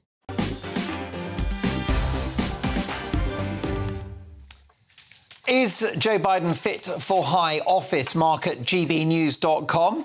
Lynn says, hi, Mark, I do agree Biden is past his sell-by date, but give him a break. He tripped over a hidden sandbag after shaking hands for 1.5 hours. Anyone might have done that, including yourself, but that wouldn't mean you're past your sell-by date. Lynn, thank you for setting the record straight. What about Harry and Meghan? They've had a tough week. They've had a tough month. They've had a tough year. And Patrick responds to our debate on that. Hi, Mark. Meghan is getting all of these spurious awards made up by the liberal elite for simply telling girls they're powerful and can be anything they want to be. This is the woman who came to the UK to ruthlessly snare a high-profile husband and took him away from his family and country by playing on his mummy issues. Patrick not pulling his punches there. Keep those emails coming, mark@gbnews.com. It's time now for this.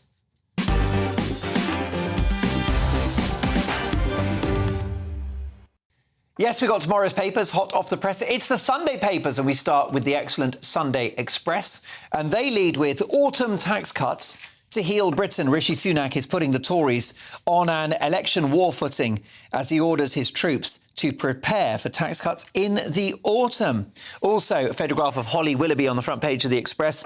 Holly ponders her next move at the tail end of her Portuguese holiday, I think it is. Benjamin Loughnane will fill me in on where she is at the moment. I know he's a fan. OK, where should we go next? The Sunday Telegraph.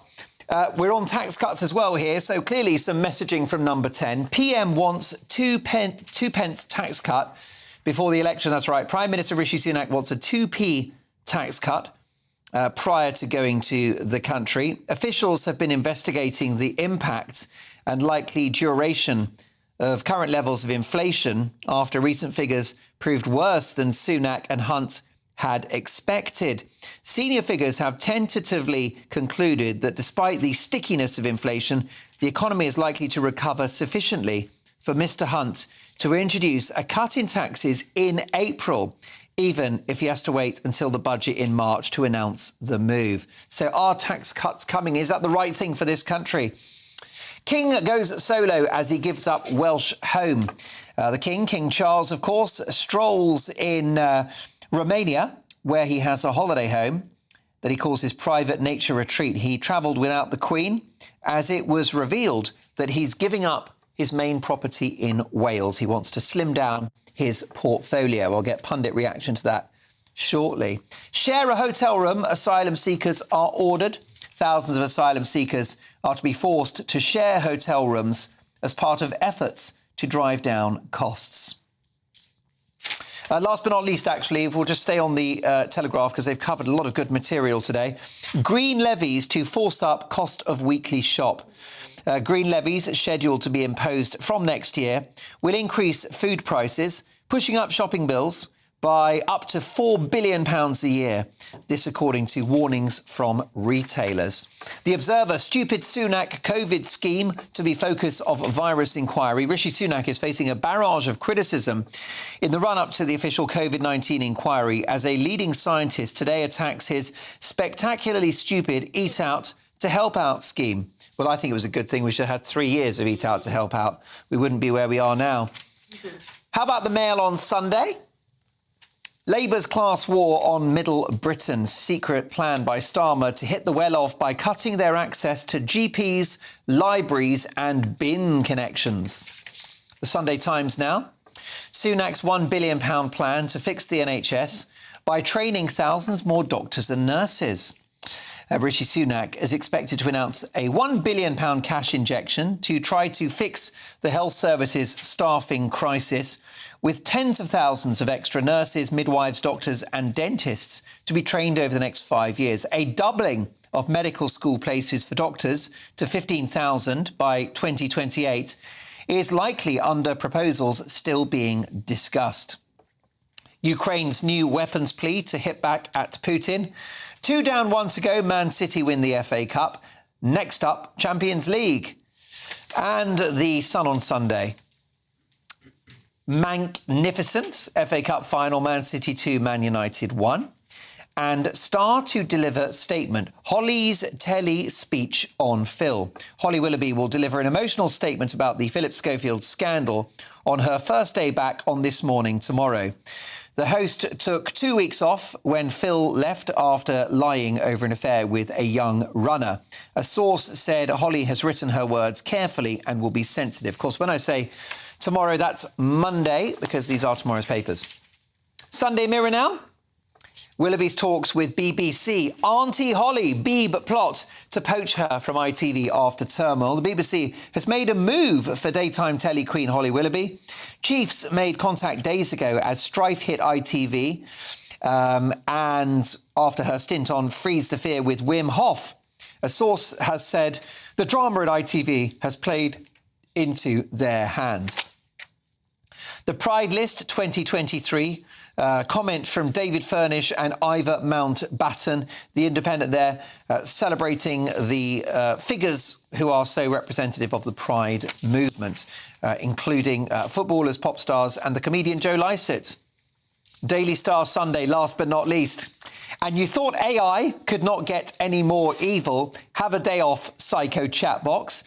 Boffins warn artificial intelligence could wipe us all out with a COVID-style pandemic. Well, that's the last thing we need, is it not? There you go. Lockdown for the robots, folks. Those are your front pages. Let's get full pundit reaction now from the leader of UKIP, Rebecca Jane, political commentator Benjamin Loughnane, and radio and TV legend David Hamilton. And listen, Benjamin, a lot of talk of tax cuts before the next election. Probably the right thing to do for our economy, if nothing else. Yeah, I think so. You know, taxes have been quite high for a long time, but also I think there's a lot of public distaste for the way that tax money is being spent. We see it going on things like migrant hotels, all of these diversity and inclusion officers, and I could go on. There's a number of things. Are they not a drop in the ocean, though, those costs? But it's not so much that. It's, I think, the principle. People have been paying very high taxes. You've got the cost of living going up, heating bills, food, you know, gas prices and so on and so forth. You're paying a huge amount of taxes as well. People are really struggling to get by. And then they see their tax money being spent on all this balmy, ridiculous stuff. So I think, actually, a tax cut would probably be quite a good thing. It would be quite a popular policy. Well, yes, David Hamilton, your reaction to this. Several papers are running this story, which means, I think, some messaging directly from Number 10. The Express, autumn tax cuts to heal Britain. Sunday Telegraph, PM wants 2p tax cut before the election. Well, that's what we want to hear. We want to hear a bit of good news, don't we? But first of all, I would say, where is the money going to come from? Because the country is skint. And the other thing is, isn't this what a government would do as they're coming towards the end of their term of office? You know, give us something and then probably take it back afterwards. Wouldn't they argue that after a year or two of fiscal discipline, we'll have earned those tax cuts? Isn't that the argument from the Chancellor? Yeah, absolutely. I think. Do you buy it? Do you buy that argument? No, but I think we certainly have earned it, and I think, you know, we'll have whatever little bit is coming our way. Can Britain afford these tax cuts, Rebecca Jane? No. And, you know, what I see here are 4 stories, for me, that have been planted by PR, gurus, experts, to do the Conservatives' PR redemption. A 21-year-old whiz kid at Number 10. Well, it is somebody, clearly, because you can even argue that the one about, you know, calling out the Eat Out to Help Out scheme, you know, essentially, they're just trying to line us up for the next election. The tour has started. They're saying everything we want to hear. And this ludicrous story, $1 billion plan to fix the NHS, it actually says it hasn't even been approved. Why on earth are we reporting on things that... They do it all the time. They make announcements and they never follow through with them. He never follows through on anything he actually says. Yeah. So it's all a load of nonsense. Well, he sorted out the issue of the Northern Ireland Protocol. He got that fixed with the Windsor Framework. No, he did He's tackling not, inflation, Mark which will be halved by the end of the year. No, Mark, that Windsor He's going to stop the Framework boats. was absolutely atrocious. I agree. He doesn't stop the boats in the slightest. He makes it completely and utterly worse.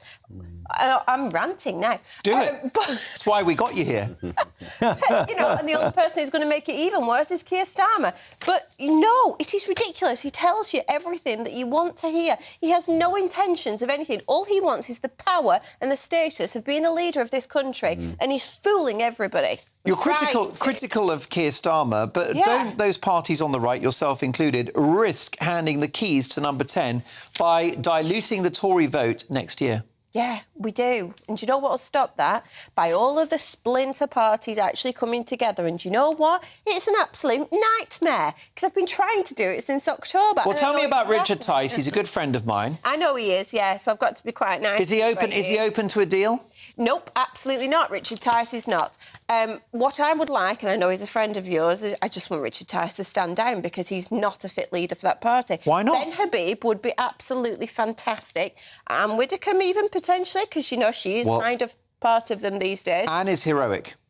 I would vote for her all day long. Do you know what? Everything she says is phenomenal. So is Ben. But Richard Tice, no, I'm sorry, I'm never going to get past his vaccine conversation. Is this a personal beef between you and the Tice man? No, because do you know what? I have said it, and I've had these conversations with Ben, and I have said, and I even spoke to Alex Phillips not so long ago actually, and said I would absolutely have the conversation. But first and foremost, we need to address what he said about vaccinations, because if he ever did become a leader or anything of the kind, we could not even remotely I think he spoke in some support of the vaccine mandates, but then did a U-turn and said, no, we don't support them. No, he didn't quite do a U-turn, but he's not here to defend himself. However, no, he did not do a U-turn. And actually, if we were in the same position again and that whole situation happened again, what would he do next time? Because I think it will happen again. Benjamin, those parties on the right, even if they do come together, don't they risk diluting Sunak's vote and handing the keys to Starmer? No, I think it's important to have third parties to hold the Conservative Party to account, because if they don't have a threat from the right flank, they will go left because they will want to cancel out Labour. Yeah. And unless you threaten them... Look, Brexit would never have happened if it weren't for those third parties. You know, if they didn't have that being outflanked on the right, the threat of that and losing to those people, even splitting the vote, the threat of them going into opposition should be enough for them to then adopt those policies. So I think they serve a very important function. Do you think that these emerging parties who are getting a lot of airtime, covering a lot of column inches, will possibly provoke a hung parliament at the next election? And would that be a good or bad outcome for Britain? I think it would be a good thing, actually. It's quite a good thing to have a government who are somewhat reduced in the amount of power they have. They have to behave themselves. I mean, but then also you look at the Conservative Party, for the past 3 years, they've had an 80-seat majority, and what have they done with it? They've achieved absolutely nothing. So even if you give them an 80-seat majority, they don't do anything. Deeply worrying story for my viewers and listeners, David Hamilton. Green levies to force up the cost of the weekly shop, possibly upwards of £4 billion a year extra on our food bills, thanks to these eco-taxes. And this with food inflation running at almost 20%. This is incredible, isn't it? I mean, prices have been rocketing anyway. You know, we want to bring prices down. I mean, how high are they going to go? Everybody says every week, don't they? You know, they look at the shopping trolley when they come out. They say, "Can't believe these prices." What? They're going to go up even more now. Yeah, I mean, the idea is that there's a scheme. It'll charge retailers and manufacturers for the cost of councils recycling their packaging, and it will increase the cost of household goods when it's introduced. Rebecca Jane, the authorities, the government would argue that they're trying to clean up the planet, sort out pollution and stop global warming. I am not a climate change expert under any circumstance. Science is probably my worst subject I ever had in school. There is no climate emergency. You were good at talking, weren't you? A little bit. There's no climate emergency. I have seen a lot of people who are incredibly good at talking about it, who have got some incredible statistics. It's not happening, and this madness has got to stop. What about the freak weather events? What about the melting polar ice caps? And what about the fact that the vast majority of global climate experts are agreed the planet's heating up? It's been happening for years. There's nothing different. It's been happening for years. But also the experts aren't necessarily experts in the sense of they're always right about things. A lot of controlled interest, there's a lot of money behind it. If you go against the certain narratives that exist, you lose your grants and your funding. So I think there are a lot of people who've come out and spoken about it, and they always get punished for it. They always end up losing their tenure at universities, losing their grants, losing their funding. You've got to take into account there's a lot of money behind the green agenda. Majority of experts were for COVID, and look what happened there. Exactly, yeah, same thing. OK, well, look, lots more to come. Labour's class war on Middle Britain. Sunak's £1 billion plan to fix the NHS. Are you buying it? And Holly Willoughby back on This Morning on Monday, making a speech. What will be in it? We'll be writing her speech after this short break. Plus, my pundits will be nominating their headline heroes and back page zeros. See you in 2.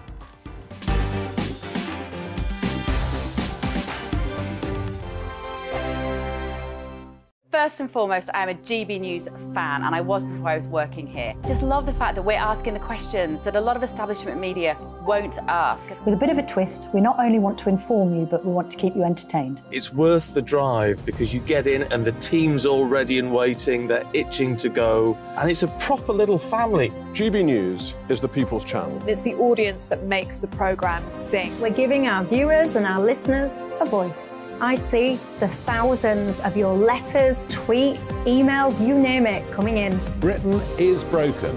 How on earth did we get into this mess? But more importantly, how do we get out of it? The establishment had their chance. Now we're here to represent you. It's time for something different. It's time for GB News. I'm very patriotic. I believe in Britain.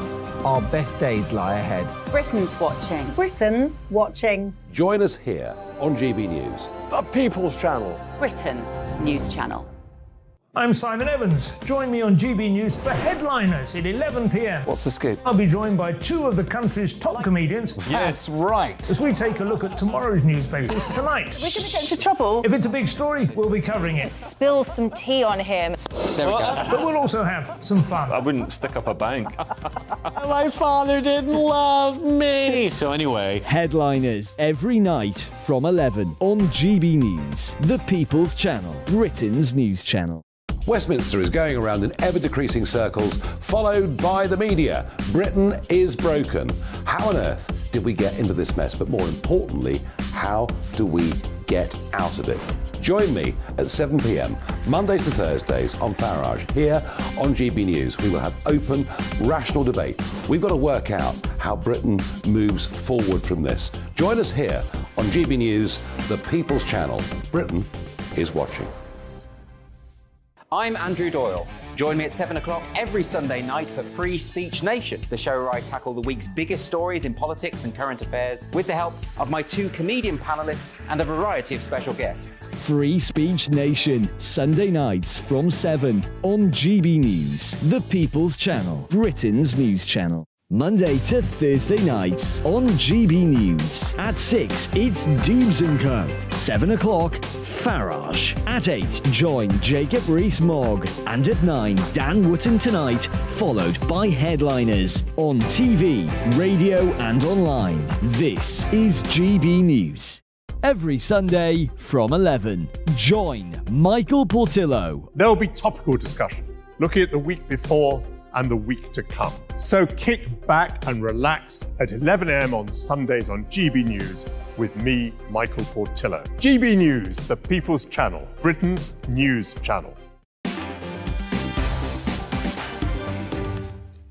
Richard's not happy on email. A feeble 2p tax cut will do nothing. They need a massive tax-cutting asteroid of epic proportions, like a complete scrapping of inheritance tax, to win the next election.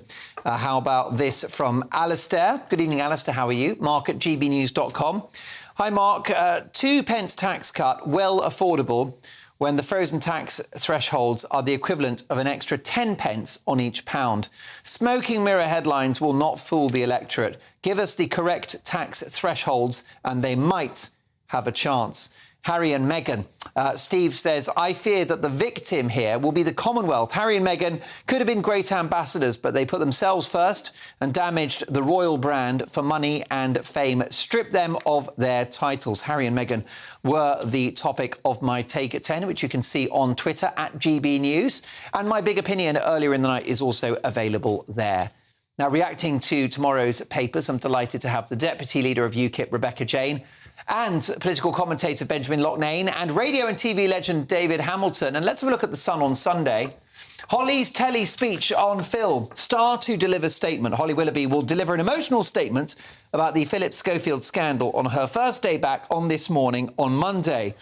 She took 2 weeks off when Phil left after lying over an affair with a young runner. A source has said Holly has written her words carefully and will be sensitive. Right. David Hamilton, you haven't spoken out on this subject yet. You've met Philip Schofield a couple of times. Yeah. What was your experience of working with him? I worked with him a couple of times early on in his career on a programme called Talking Telephone Numbers. He was the host and I was one of the guests on it. And he was an up-and-coming young presenter, very, very affable, very, very pleasant. And recently I was on This Morning talking about my radio show on Boom Radio, and I actually did that from home.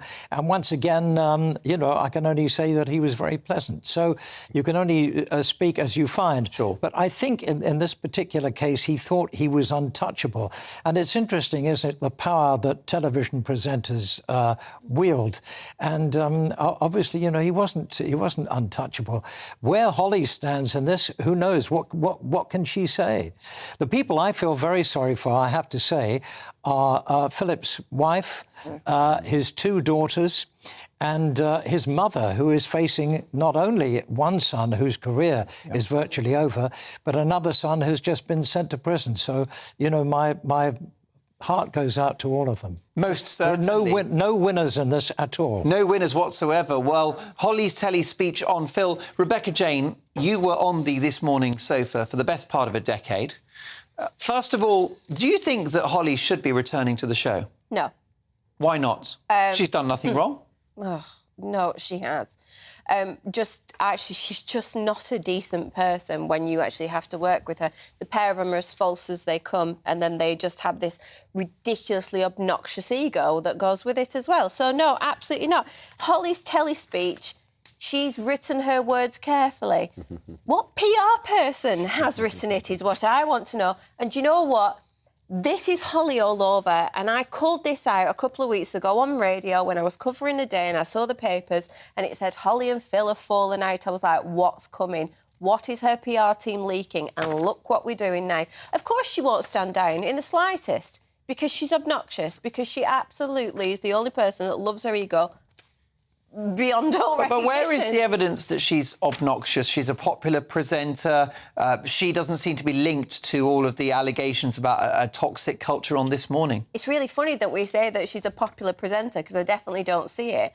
I don't hear one person speaking out about her. I wonder why that is. In fact, actually, we only keep on hearing the opposite.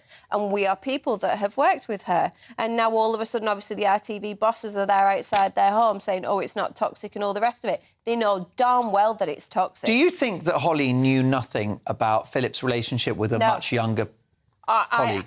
No, I absolutely think that Holly knew something was going on. And I've said it repeatedly, there is not just one person in this saga that everybody keeps on referring to. There are more. There was a culture there. It wasn't nice. There were more people than this one person. And you cannot tell me, as somebody that went on holiday with him all the time, they were thick as thieves, nobody else could talk to them. You are not telling me that she did not know. And what she's done, she's thrown a friend under the bus to save herself. Now, of course, we have no evidence that she would have been aware of any link between Schofield and this young colleague that was of a sexual nature. And she's, of course, said she was lied to. Philip has said he lied to her. But Rebecca Jane is not having it. Well, look, I do think this is going to feature in our Headline Heroes and Back Page Zeros. So let's now get nominations for Headline Heroes first. And who's caught your eye today, RJ? Hang on a minute. So my hero is obviously Eamon. Absolutely. GB News star, dropping a lot of truth bombs about This Morning, a show he knows well. There is not one word that I have heard from Eamon that is not the truth. And if there is one thing that I can say, I always used to want to do Fridays over the rest of the days when I was put on there, because Eamon and Ruth were absolutely adorable. There is one thing about Eamon that's always stuck in my mind. From the first day that he met me, the next time he saw me was probably 6 months later. He still remembered who I was, what I was doing. He was incredibly kind, and they've always been there to help and support us. But huge shout-outs to the other people, obviously, from This Morning who have spoken very candidly. There's an article by Emily, former head of news in Glamour, that is every single word is absolutely correct. Ranj, everybody who's spoken out well, but Eamon. Dan Woodson as well, of This Parish. Dan and his team this week have put a shift in. Too right. They have done a phenomenal job, and every single one of them needs congratulating. They must be absolutely exhausted and probably sleeping now. They're dreaming. They're dreaming about Philip Schofield. How about you, Benjamin? Who's your headline hero? So I have this chap who's a whistleblower against the former US ambassador who is now accused of having sold state secrets in exchange for sex. Right. Now, all of this was pinned on this young chap who was, at the time, undergoing cancer treatment. He had armed officers come in and arrest him in his flat and take him in for questioning, and he's now turned around and said it was all pinned on him, and he's gone out and he's fighting for justice. I think, a very brave man to do that. And in that, we wish him well. How about you, your headline hero, David? Well, I'm not sure I can compete with GB News, but my hero of the week is the policeman or policewoman who arrested the horrible couple who stole Moon, the baby donkey, from her owner's farm in New Hampshire. Who, honestly, would steal a baby donkey? Lovely pictures in the paper of Moon being reunited with her owner and also her mummy. So it's a story with a happy ending, thanks to the police. Who says the law is an ass? Well, there you go. What about your back page zero? Jane, I think I can guess. Who's Rebecca Jane. Rebecca, sorry, I just read the word Jane on there. I'm like the anchor man. If it's written in front of me, that's what I say. You've also promoted me to leader of UKIP today, so that's lovely. Blimey. Sorry, Neil. Yeah, Neil's not happy. Rebecca Jane. Yes, Holly, of course. Okay. For the aforementioned. Yes, I mean, obviously, I didn't realise how much we were going to be discussing prior to this, but absolutely, Okay. yes. Well, look, let's be quick now. Benjamin. Well, staying on subject, I've gone for Phil. In a sentence, why? Well, it wasn't so much the whole scandal, it was the interview he gave the other day where he said, do you want me to die? Do you want me to be like, what's it, so Caroline Flack? It's just the pathetic... Just admit that you did something wrong and move on. Stop playing a victim. OK, I need a countdown, folks. Also, Schofield is your... No. Sorry, Jose Mourinho. No, Jose Mourinho for his dreadful verbal abuse of the British referee Anthony Taylor after his team Roma were beaten by Seville in the European League final. Poor loser. David, the clock's against us. Headliners is next. We're back tomorrow at 9. Thanks to my panel and for you for listening. I'm Jacob Rees-Mogg, the Member of Parliament for North East Somerset and a former government minister. For years, I've walked the corridors of power in both Westminster and the City of London. We need to have the arguments, the discussions on how we make it better. Crop failures, famine, war, suffering on a scale completely unimaginable. We are putting the cart before the horse. As Charles I said at the scaffold, he was the true defender of liberty. Yeah, I've completely derailed the conversation. Join me Monday to Thursday at 8 p.m. on GB News, Britain's news channel.